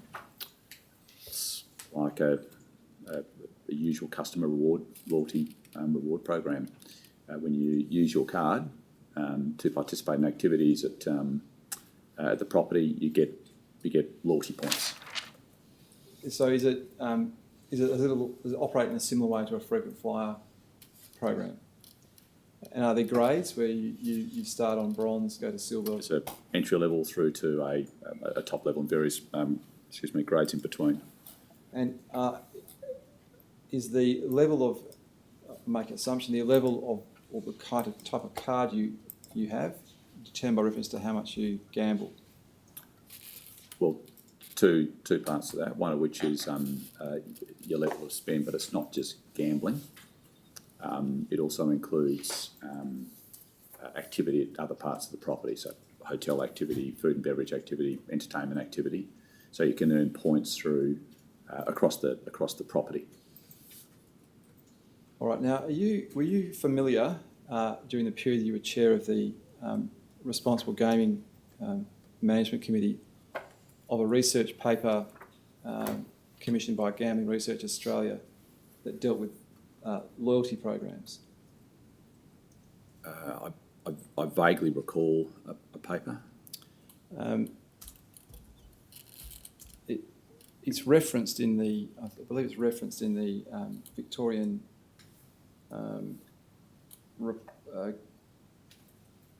report, so it might be easiest if I just take you to that, and it might refresh your memory about the particular paper I have in mind. It's page CRL.508.001.8155.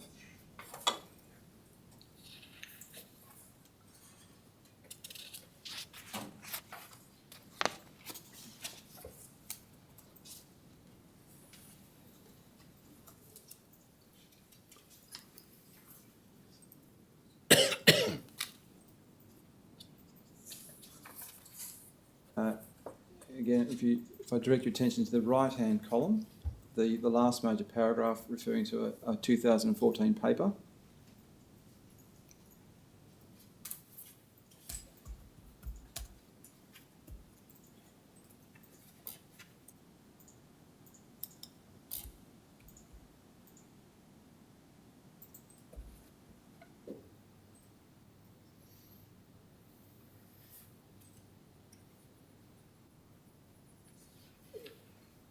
And you need to, when you finish on that page, you need to continue on to the following page.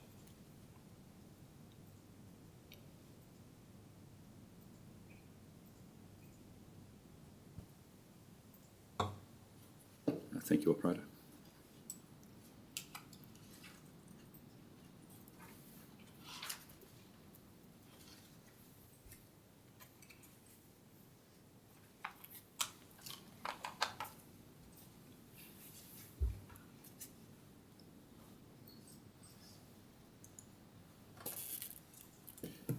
Now, I don't remember the detail. I remember a paper, but I certainly don't remember the detail until I've just seen it. I understand. But were you aware during the period that you were the chair of the Responsible Game Management Committee of the existence of the paper? As I said, I recall a paper, and I can't recall when I saw it. I said this was dated 2014, but I do recall a paper. And do you recall the general thrust of the paper being that loyalty programs have the propensity to result in problem gamblers? Or the potential to have an impact on a number of people pertaining to their gambling behaviour. That's what the paper indicates. Because it's a form of encouraging people to continue to gamble because they move up in the frequent flyer status. That's one element. Now, did you understand in the period that you were the chair of the Responsible Gaming Management Committee that a reason for the mandatory requirement in Victoria to provide player activity statements with the loyalty program was because of that propensity to cause harm? No.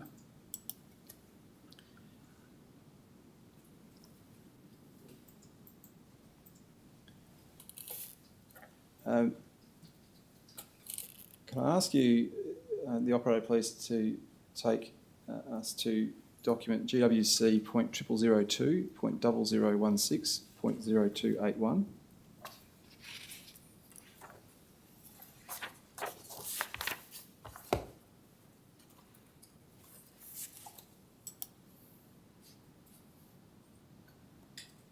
Now, to be the actual page reference in this document is, again, I think it's an agenda paper. It's page, I can't read it, 03.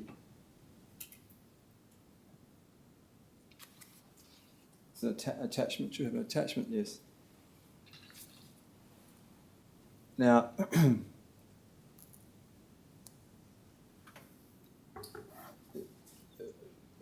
first, do you have a recollection of Crown making a submission to the GWC to decrease the speed of play on its EGMs? I do. And were you involved, or do you remember being involved in the preparation of this letter? I do. Now, just to be fair to you, it's signed by Mr. Felstead. I'll take you to the page where that's on page 9.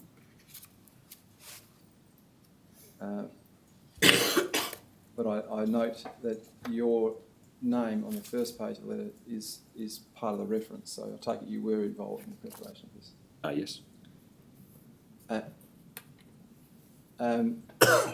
Do you recall making a presentation to the GWC on this proposal? Vaguely, yes. Now, the question I really have for you is that in November 2018, you had described the rate of speed of play in Western Australia as a part of the responsible service of gaming framework, Yes. namely the 5 seconds, in contradistinction to other states. By March 2019, you were promoting a reduction in the rate of play, speed of play. Yes. Was consideration given to the impact of that by the responsible gaming management committee? I can't recall who gave consideration to it, but it was certainly a consideration. Was the main consideration from Crown Perth's perspective to increase revenue by virtue of decreasing the speed of play? That was a consideration, a key consideration. To what extent, to your knowledge, was any consideration given to the impact that may have on patron welfare? As I said, responsible gaming was a key consideration as well, and understanding the detail as presented to us by the gaming department to support this proposition was, simple terms, 5 seconds to 3 seconds. But when 5 seconds was approved in the 80s, they were, again, this is from memory, they were related to largely machines that were standalone. By that I mean machines now are all linked, pretty much most machines on the gaming floor are all linked to jackpots and features, which weren't an element of game design in the mid 80s. So the actual average spin rate for all machines that had features and jackpot links, which were pretty much all the machines as I recall, was not less than 5. So it was still a 5 second spin rate in the context of each and every event. And that was an important consideration in the context from a responsible gaming perspective. It's very different to the other jurisdictions across the country. Okay, you may have answered the next question I have for you, and if I could draw your attention to page 9 of that document. There's a heading, Responsible Service of Gambling, and then there's a paragraph that commences, while Crown Perth has a sound and robust RSG framework and is highly committed to ensuring all gaming products and services are offered in a responsible manner. It goes on to say we are of the respectful view that the proposed amendments the appendix will not have any impact on gambling related harm. Yes. Is the answer to the basis for that, is that the answer you gave to the previous question about the spin rates? Well, that's one part of it. Well, what's the other part of it? Why is it that you formed the view? First of all, did you share the view of Mr. Felstead that would not have any impact on gambling related harm?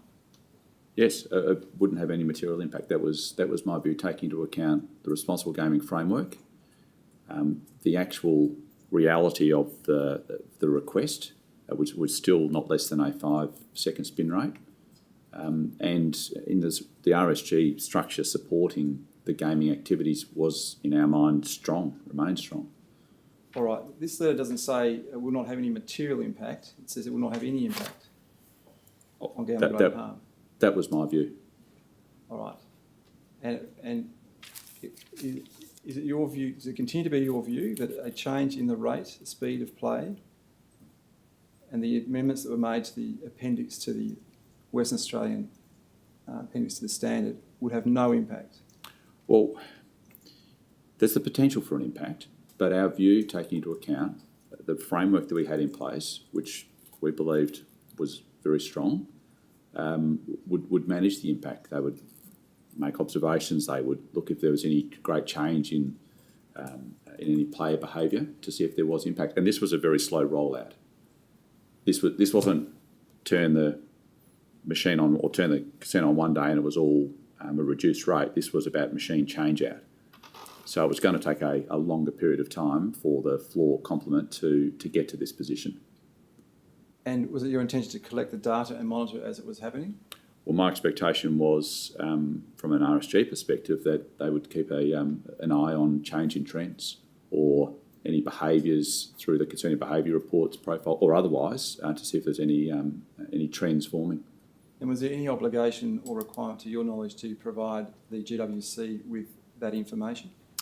Not that I recall. We were providing information to the GWC on responsible gaming data on a regular basis at this point in time, I think, in any event, but not specifically to the change that I can recall.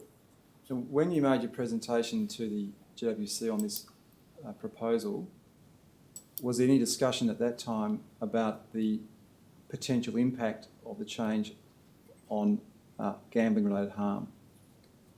With the When you commission? presented to the GWC? Oh, I can't recall, sorry. Do you recall whether there were any questions asked of you of members of the GWC about gambling-related harm? Well, I can't recall.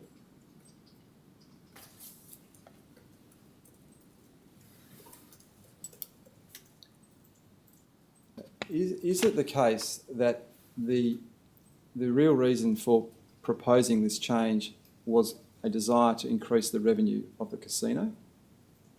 I don't think there's any doubt that that was a key reason. And is it the case that in reality the casino had really no regard at all to the impact it would have on player welfare? I absolutely disagree with it. Could I ask you to be taken to CRW.008.044.0236?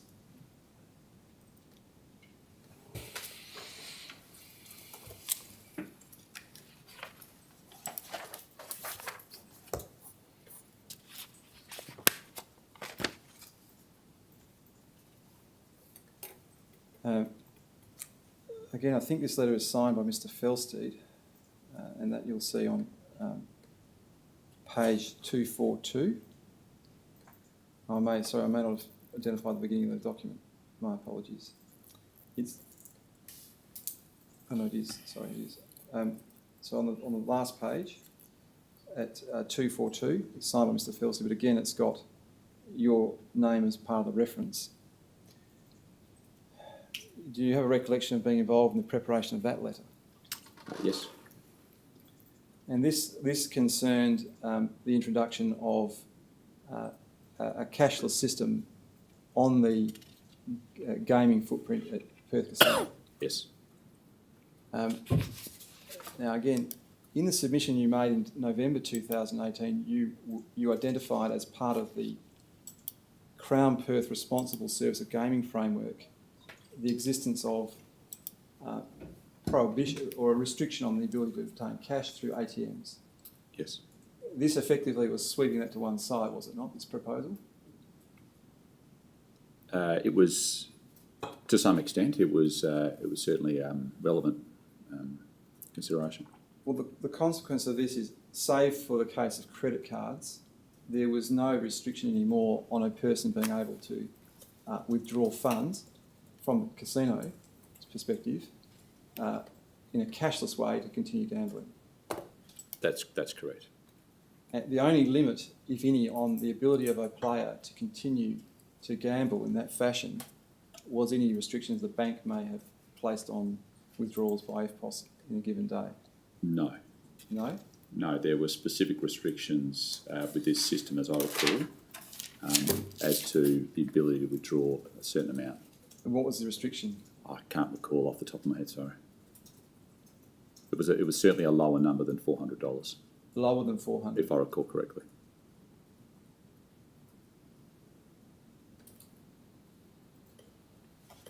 All right, we'll need to check that. So it doesn't appear in the letter, I don't believe. Yeah, and I'm not sure whether there was following correspondence to this, but the actual operation of the system was carefully managed. As parameters, sorry. And was that the management's by way of access through the cage? Or could you access it through the cage alone, or was the person able to tap and go at a table going? This was tables and cage. All right.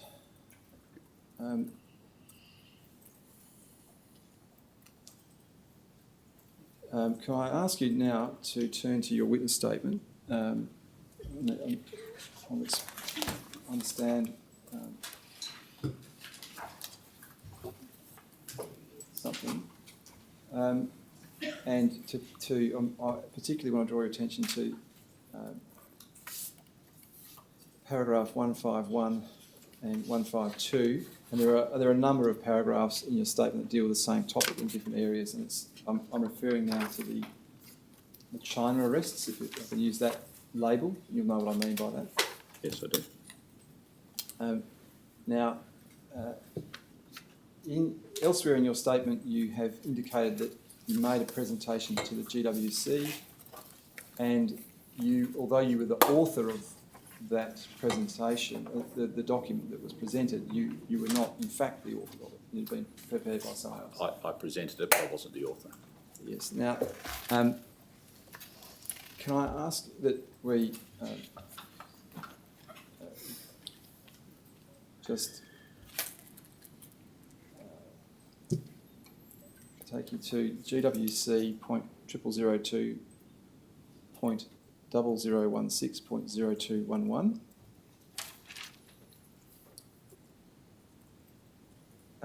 which are, now I appreciate these are the minutes of the GWC meeting. I also want to draw your attention to the page 2 under the heading Casino Matters 6.2 presentation. And just ask you to read the explanation attributed to you. There are 1, 2, 3 paragraphs on that page and 1 paragraph on the following page.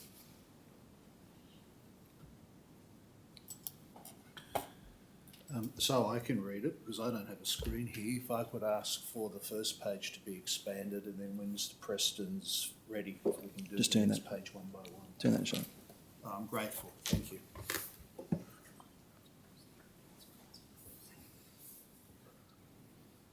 I think the operator, I think it's at the bottom of the page, the bottom half. It starts. I think yes, should be down to 6. Correct. Keep going, and if you can get this, the top of the second page there as well, that would be good.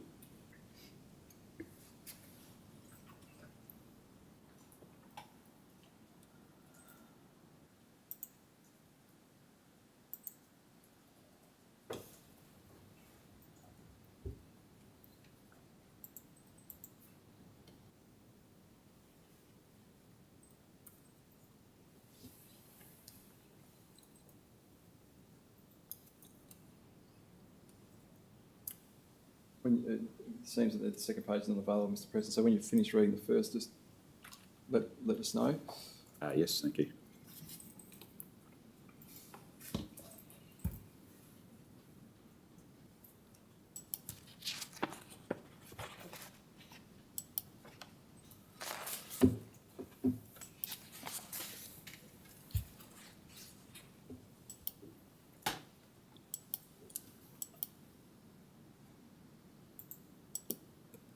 Yes.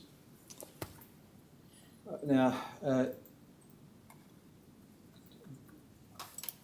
in your view, is that an accurate record of the substance of what you had to say at that meeting? Oh, that reflects, as I recall, what was said, but I can't say whether that was the only thing that was No. debated or discussed. But that seems to reflect, just I can recall what was discussed. The tenor of what you had to say about the Yes. circumstances in which the employees were arrested in China and so forth. Yes. Now, you said in your statement that a presentation was prepared for you. Do I take it that was some form of PowerPoint presentation or a written document of some description? It was a PowerPoint presentation. Okay, and who, to your knowledge, was the author of that? As best I can recall, there were a number of people that were involved in it, which included some Crown Resorts management, some representatives from Crown Melbourne, and external lawyers. All right, because I think you've said in your statement that communications, I think you've said, and if I'm wrong, please correct me. I'm sure Mr. Penglis will if I am.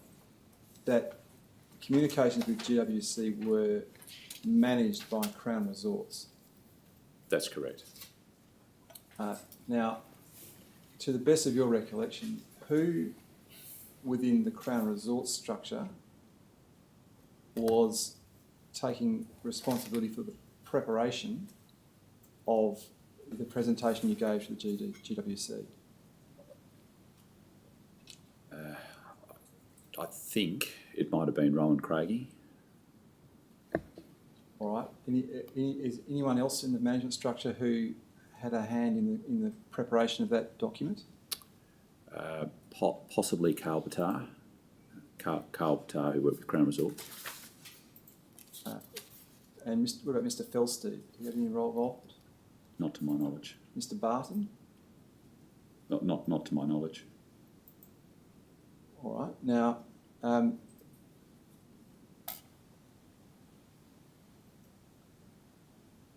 was the fact of your communications with the GWC reported to Burswood Limited? I can't recall. All right. Did you have any conversations that you can recall with independent directors of Burswood Limited before or after the presentation was made? I don't recall. From whom did you receive the instruction to make the presentation?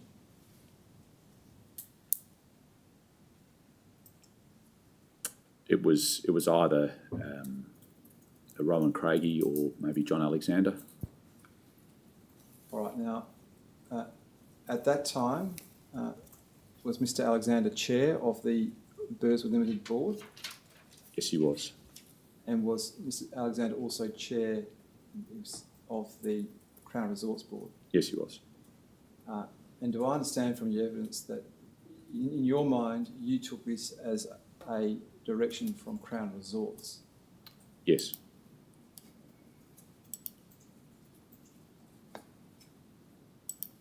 All right. Now, can I ask you then to focus on a different part of your statement, which is it's on page 207. And you recall again we asked you a series of questions relating to presentation given in August 2019 to the GWC.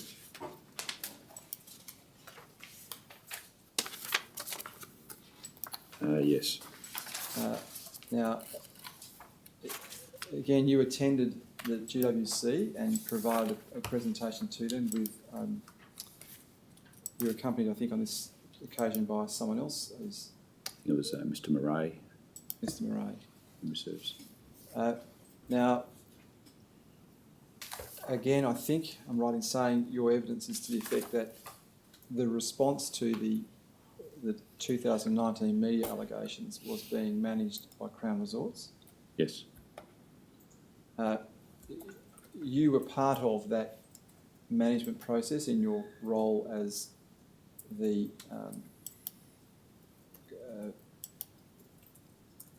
in your role for Australian Resorts. Can I just get you to repeat that or explain what you mean by management process? You were involved in the developing with the Crown Resorts managers the response that Crown made to the media allegations. I provided information to the Crown Resorts board, and then Crown Resorts prepared a response, and I saw that response in draft and looked at the relevant parts from my perspective. This is, you're referring now to the media, the advertisement they took out and published in various newspapers. Yes. Now, in relation to the presentation you gave in August 2019 to the GWC, who prepared, again, that was done by PowerPoint, wasn't it? Yes, it was. And who prepared that particular document? I can't recall specifically, but it was a number of people who had input into it. And it would have been a combination of teams from Melbourne and Perth. Okay, now in distinction to the earlier presentation given in 2017 concerning the China arrests, were you involved in the preparation of the 2019 PowerPoint presentation?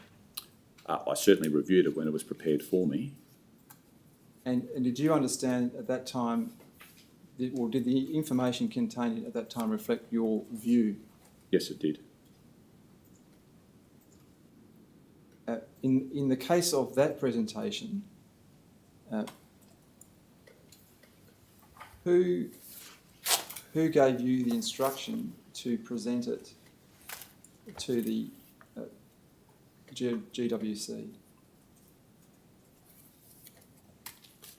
It might have been at the request of the Commission, but I can't recall definitively. All right, so did you discuss with any more senior manager within the Crown Group the fact of the presentation being given to the GWC? Yes, management knew about it. And were those discussions before the presentation was made? Yes. All right, now,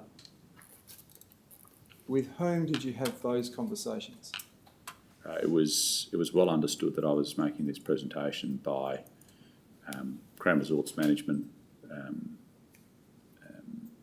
some of the Burswood Limited board members, that I was doing this presentation. When you say it was well understood, how do you have that knowledge? Because I recall it being discussed that I would be doing this presentation pertaining to the allegations to the Gaming Wagering Commission. And did that discussion take place in the presence of members of the board of Crown Resorts? Well, certainly Mr. Felsted was well aware of it. Mr. Barton was well aware of it. Mr. Alexander was well aware of it. And it was discussed at length, like all the matters that we were dealing with at this point in time, and that was one of them. All right, now before it was finalised or completed for presentation, was it, to your knowledge, reviewed by any more senior manager? I can't recall who else looked at it specifically, sorry. Did you provide it to anyone, to your recollection, prior to presentation for approval? I can't recall.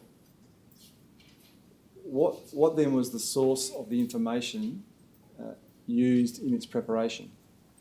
Well, the source of the information was that information that had been gathered for the purpose of preparing briefing the board, and the source was from the business units who had information to provide relevant to the allegations that we've been responding to. All right. Was anyone under your direct supervision responsible for its preparation? The teams that were largely collating and putting together were my teams. All right. And from whom did you receive, if you like, the product for settling? Who was the person who prepared that for you? I can't recall specifically who actually gave it to me to look at. Did you have any, leaving aside, I think you've mentioned Mr. Felsted and Mr. Barton, who at this time were co-directors of Burswood Limited. Did you have any discussions directly with Mr. Alexander at this time? I indicated I spoke to Mr. Alexander was aware of this as well. Sorry, I'd forgotten that. That's right. So of the Burswood Limited board, you had in effect spoken to 3 of its directors, albeit as executives of Crown Group. Yes, and I can't recall specifically, but most of these matters were being discussed at the board level on an ongoing basis. When you say the board level, So there was specific board meetings, Crown Resorts, so board meetings being held for a period of time dealing with this matter. all right. Now, to your knowledge, was there any board meeting of Burswood Limited convened for the purposes of considering a response by Crown Perth to the media allegations? Not that I recall. To your knowledge, was there any discussion? Was there any discussion by you with either of the independent directors of Burswood Limited at that time About? the response to the media allegations? Mr. Poynton was on the Crown Resorts board at that point in time, so he was certainly aware of the responses provided by the business. Right. In the case of Mr. Poynton, are you indicating that he was present at a board meeting when your role was discussed? My role, sorry. Your role in providing information to the GWC? No, it was about responses. So Mr. Poynton was well aware of, obviously, the responses pertaining to Crown's response to the allegations. I don't recall whether Mr. Poynton was at a board meeting where what I was being asked to do was discuss pertaining to responding to or providing information to the Gaming Wagering Commission. All right. Then, do I take it from the answer you don't recall having any conversations with Ms. Fuster about this at the time? Not prior to the response. Not prior to my presentation. Not before your presentation. And what about after your presentation then? Was there a board meeting convened by Burswood Limited, your recollection, sometime after the presentation? Not a special board meeting, but there was a usual board meeting. There would have been a meeting posted. I'm not quite sure of the timing. And as I recall, there was a reference made to it. I can't recall the detail, but I'm certain there was a reference made to the fact I'd presented to the Gaming Wagering Commission.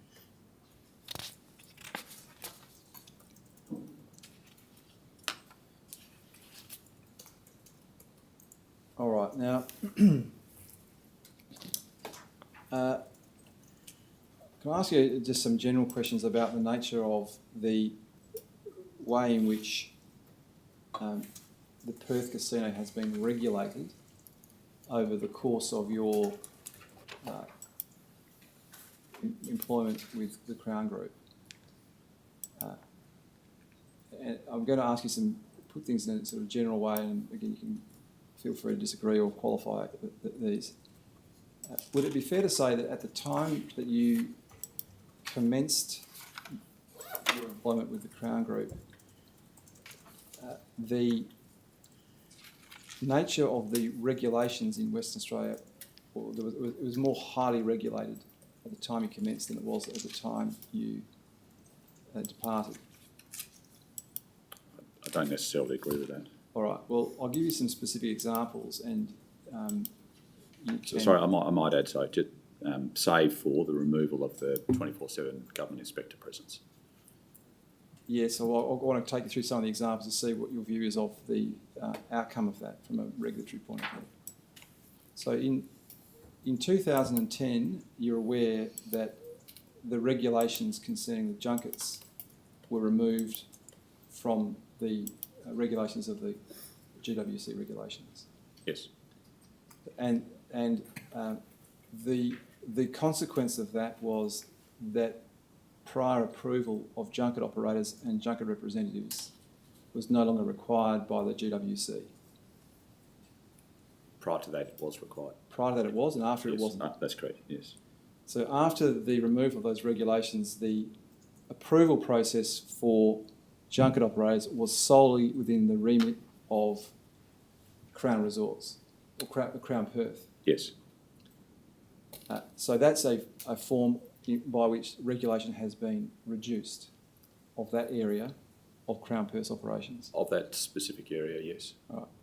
Now, in 2015, you've mentioned there was a change in the way in which the departmental officers operated their inspections at the casino. Yes. They went from a 24-hour 7 days a week presence to something more remote? Yeah. Yep. Well, more remote, but less time on site. Less time on site. Now, I think I'm right in saying in the course of your evidence in the Bergen inquiry, you accepted that it was a good feature of regulation to have a 24-hour, 7-day-a-week presence by the regulator on casino premises. Yes. And that's because it is a stronger form of regulatory oversight than having remote presence, correct? Well, that's one element of it. Yes. So the removal of 24-hour, 7-day-a-week presence of a government-regulated officer is another form of reduction in regulatory oversight during the course of your employment. I agree with that in isolation, but my view, it's not in isolation that should be considered, because there's various technologies that have changed over time, various other control measures in place that a regulator can use to their advantage from a regulatory perspective. Yes, okay. I'm just trying to explore your view in a general sense, whereby, if I put you this way, that the oversight by the GWC, it may have already been in this moving in this direction, but by the time you ended, it was moving in this direction. Went from one of a more prescriptive version of regulation to what is termed in modern parlance risk-based regulation. Yes, that was a change in philosophy, as I understand it, from the regulatory agency. And the consequence of that change in philosophy is that the onus is placed more heavily on the party regulated to ensure it complies with the regulatory framework. Yes, I accept that. And the process by which the regulator then regulates is effectively a risk-based approach, so it's audit and monitoring of what the regulated party is doing. Yes. Now, in a risk-based framework of regulation, would you accept the proposition that the regulator relies heavily on the integrity of the party regulated? It's an important part, yes. And as part of that, it is incumbent upon the regulated party to be candid with the regulator who regulates it. Yes. And that the degree to which the regulated party fulfills that role of candour and reflects on its suitability to hold a casino licence in this instance, doesn't it? Yes.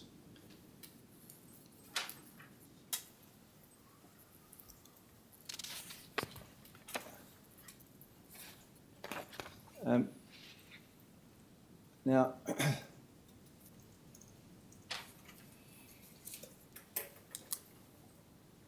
I just want to ask you some questions specifically relating to the way in which junkets were regulated, and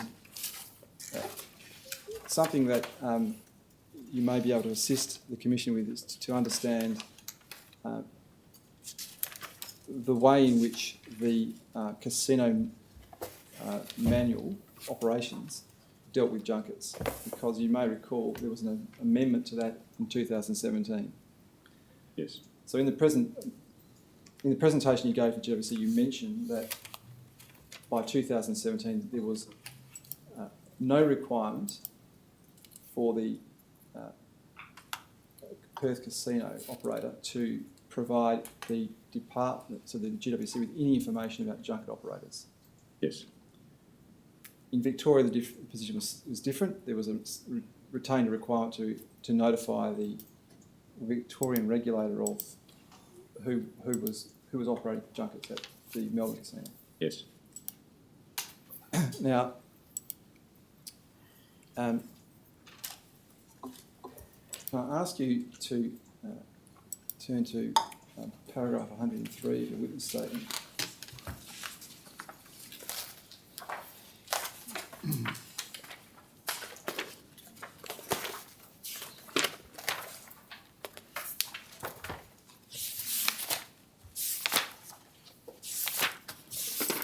I just want to make sure I understand this process correctly.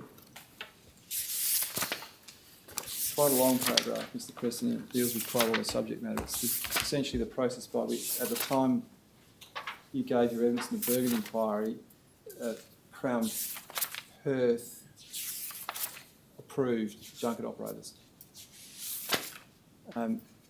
Now, there's, in paragraph H, there's a reference to 3 representatives having responsibility for approval of junket operators. There was Mr. Felstein, Mr. Johnson and yourself. And as I understand, that process was introduced after the China arrest in 2016. It was introduced a period of time after the China arrest. Originally, this process was dealt with by a broader committee that went through all of Crown's junkets. So the smaller committee was formed on the basis that there were less junkets to review because they'd all been dealt with originally. All right. Now, which is through the VIP, I think it was called the VIP Operations Committee. yes. Now, I think you've noted here, from memory, in N, you've made the point there, I think, about the requirement to provide a profile to the Melbourne regulator and not Perth.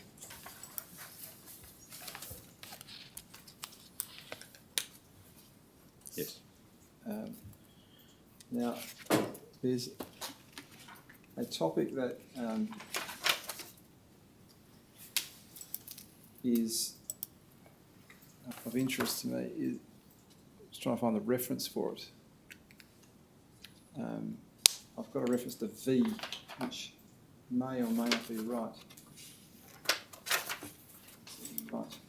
My apologies. I'll find the reference. I'll tell you what the effect of the evidence is, and you can explain to. Oh, here we go. Sorry, I've got it here. My apologies. So it's on page. It's part of H, and it's on page 40. There's a reference at the bottom of the page to.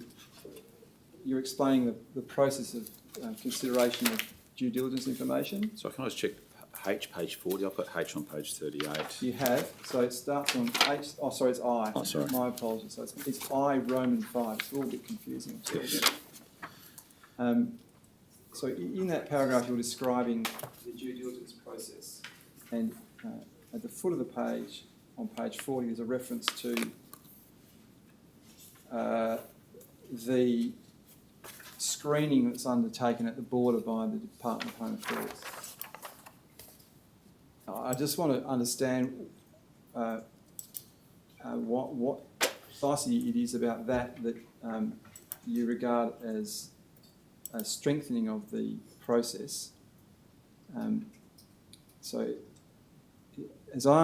First of all, what do you understand to be the process that's undertaken at the border for a junket operator or a junket representative entering Australia from a foreign jurisdiction? It's the same process as any foreign national coming into this country. And do you understand them to undertake a detailed background profiling of people entering Australia? Well, as I understand it, they all essentially coming into this country must pass a reasonable person test with the issuance of visas. All right. So and they're coming through our borders, which, in my mind, is a really important measure, and that the regulatory agency responsible for people coming to the country are checking them as they come through. all right. Now, and is it the case then that part of what you see as the risk management of these junket operators and junket representatives involved the fact that the Australian government would be undertaking a reasonable person test at the border on entry of those people into the country? It was another control measure. Now, it's the case, is it not, that insofar as junket operations were concerned, Crown Perth made its commercial arrangements with the junket operator. That's correct. you didn't have a commercial arrangement with the junket representatives. No, it was with the junket operator. All right, now, a junket operator did not need to travel to Perth each time a junket was under operation, did it? That's correct. They could send a junket representative. That's correct. And that was the person who was authorised in the Perth Casino, by the Perth Casino, to carry out the junket while it was being performed in Perth. By and large, that's correct, yes. So, insofar as due diligence on the junket operator is concerned, if the junket operator never travelled to Australia, there would be no opportunity for the Australian government to have the border check on that person, correct? The process, as I recall, is that they had to have travelled to Australia before they could participate in a junket, before the junket could operate. And they had to have come back into the country over within a certain period of time. All right, so is that part of your approval process?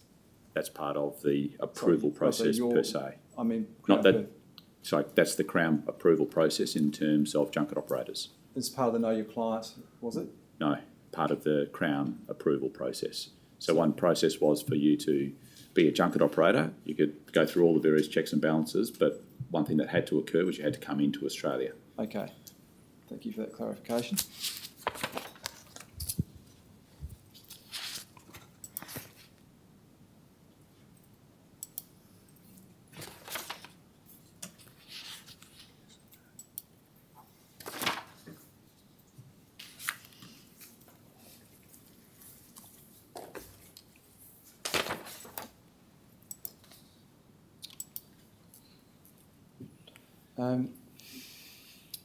Now, I think you've mentioned in your statement, I just want to understand what the function of this body was. There's a reference to a operations meetings or The VIP operations. No, this is with the department. Yes, the operations meeting. Department operations meetings. And these, how regularly were they held? Monthly.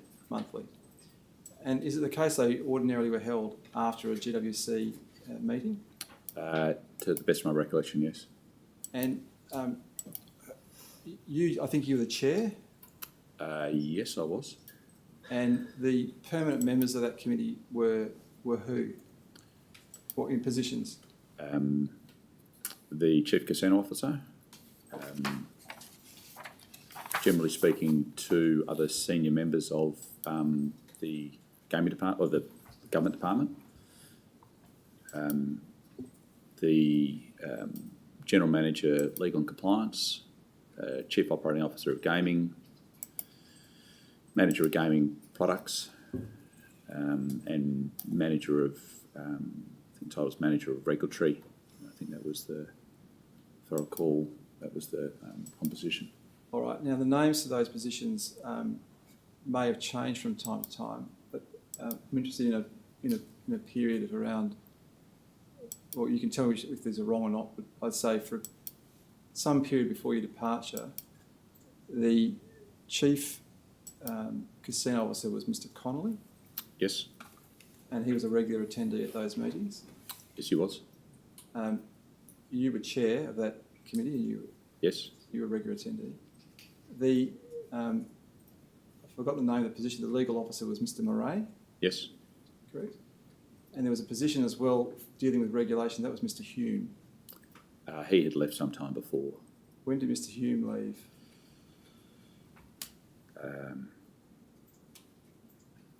I can't recall specifically, but Mr. Hume had been out of the business for, I think maybe 12 to 24 months before I left. I can't recall specifically, but he'd been out of the business for a while.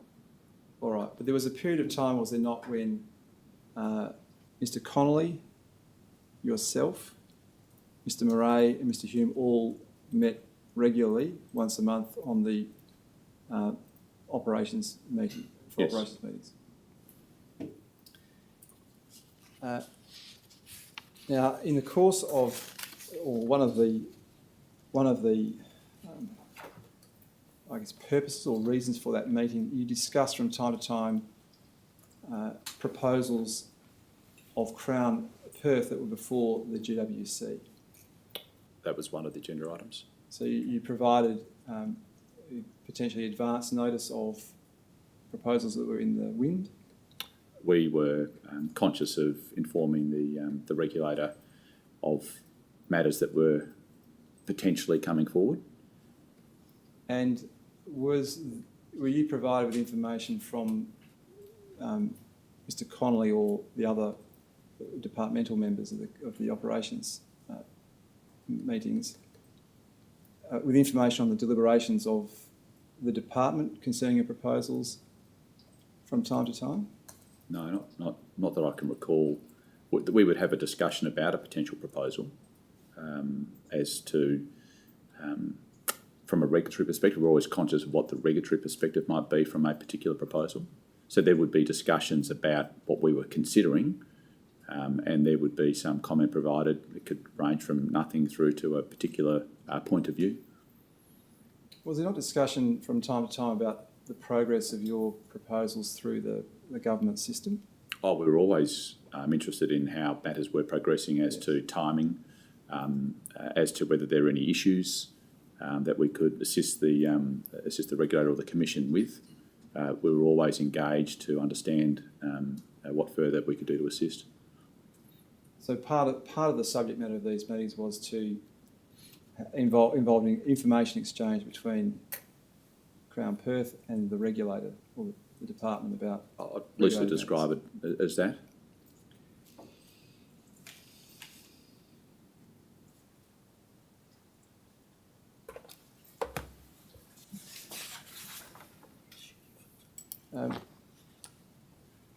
Can I ask that we call up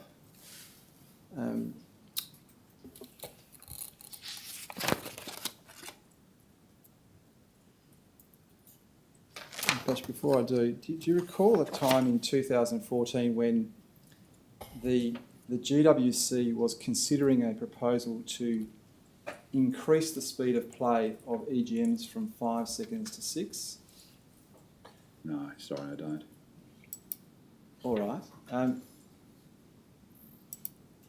ask you the question in the abstract first, and I'll take you some documents. An increase in the speed of play from 5 to 6 seconds, had it been proposed, would not have been in the commercial interests of the Perth Casino, would it? Not in isolation, without knowing the detail, but it would appear to be not. Well, in general terms, it would result in a reduction in revenue because people would not be able to play as many games Yes. per hour. All right. Can I ask that we call up CRW .709.139.8384?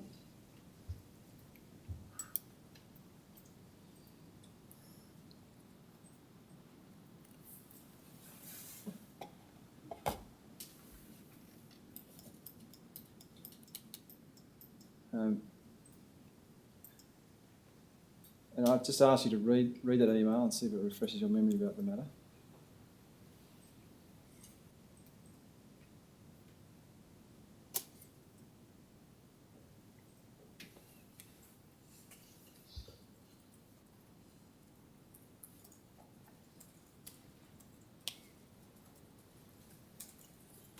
Let me just trouble the operator to move down the page, please. Oh, sorry, I thought that might have been me.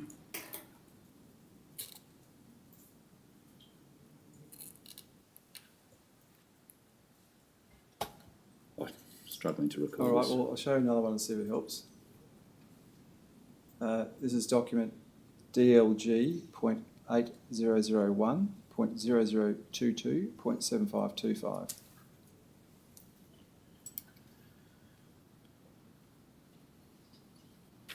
And we really need to start at the end of this one. It's an email chain. Can I ask that the operator navigate to 7526?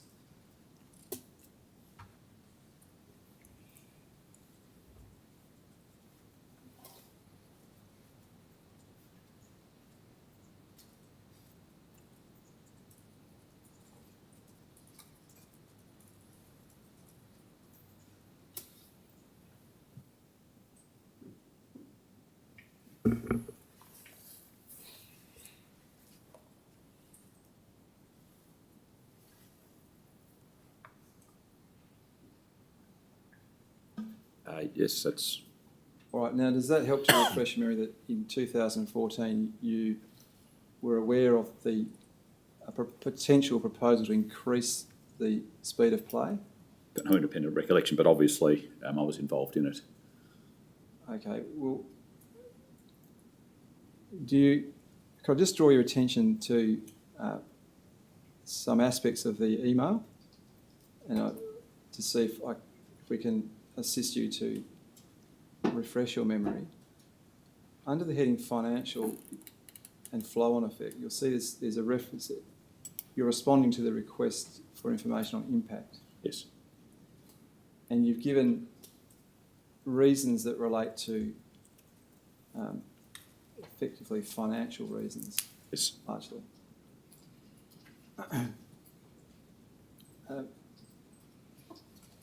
You'll see that this email doesn't make any mention of the impact on responsible service of gaming, so on patrons, in other words, whether it would be positive or negative. The question I have for you is whether, given what you've said, you may not have a recollection, whether you recall any reason why the impact on patrons was not part of your consideration when responding to the request. No, I can't recall.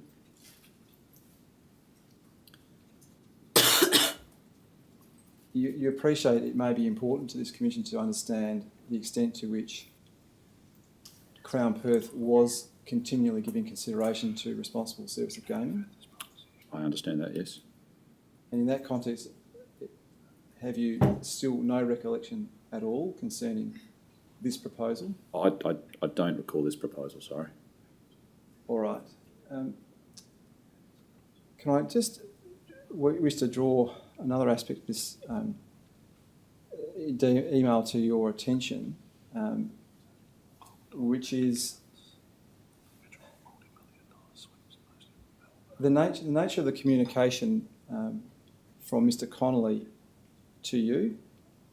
This is on the top of page 7525. And the reference he makes to his desire, at least, to put arguments against increasing the speed.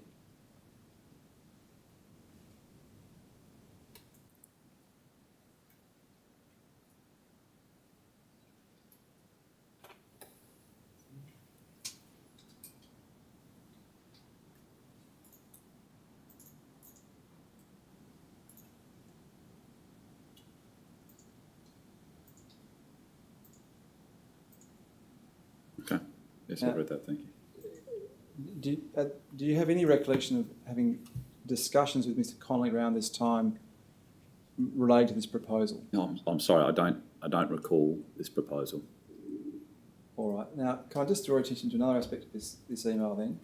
At the top, when you respond to Mr. Connolly's email, you respond, "Thanks, mate.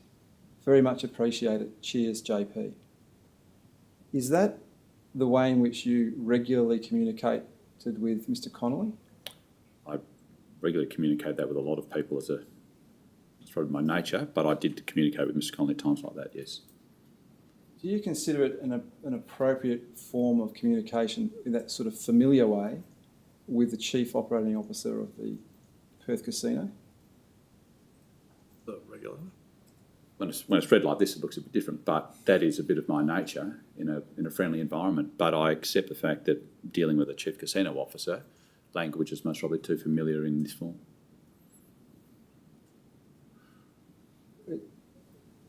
Would it be open to infer from this form of communication that you had a friendship? I object. You can ask the question whether or not something No, fair enough. occurred, but not to infer. Fair enough. It's a matter That's for fair. That's a fair enough objection. Given the use of the familiar language in this email, am I right in thinking that you had a friendship with Mr. Connolly? I had a friendly relationship with Mr. Connolly. I'd known him a long time. And what was the nature of your friendship with Mr. Connolly? Professional friendship. He was a regulator and I was a I worked at the casino and I've known him a long time. We've dealt with a lot of matters together over the years. When you describe someone as a friend, were you engaged in activities with him outside of working hours? Apart from what I've referenced in my statement, no, we didn't. I didn't socialise with Mr. Connolly. Was Mr. Connolly the source of some information for you about the purchase of boats from time to time? Yes, he was. And was, in terms of your relationship, you've referenced, I think, a fishing trip, Yes. and you've identified at least one occasion when you went on a fishing trip with Mr. Connolly. There was only one. And was Mr. Murray and Mr. Hume also involved in that? As I recall, again, it was some years ago. Yes, they were.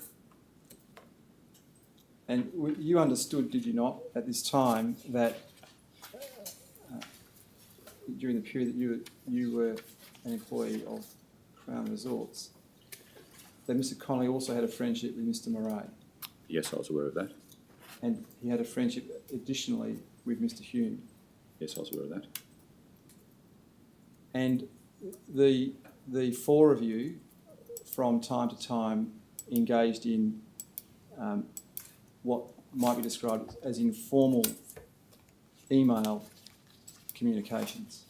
From time to time, To use the Australian vernacular, a bit of banter. I'd have to see emails to suggest it was banter, but there certainly was informal emails that circulated at times. All right, but perhaps that'd be a convenient time. Yes, we'll come back at 2 p.m.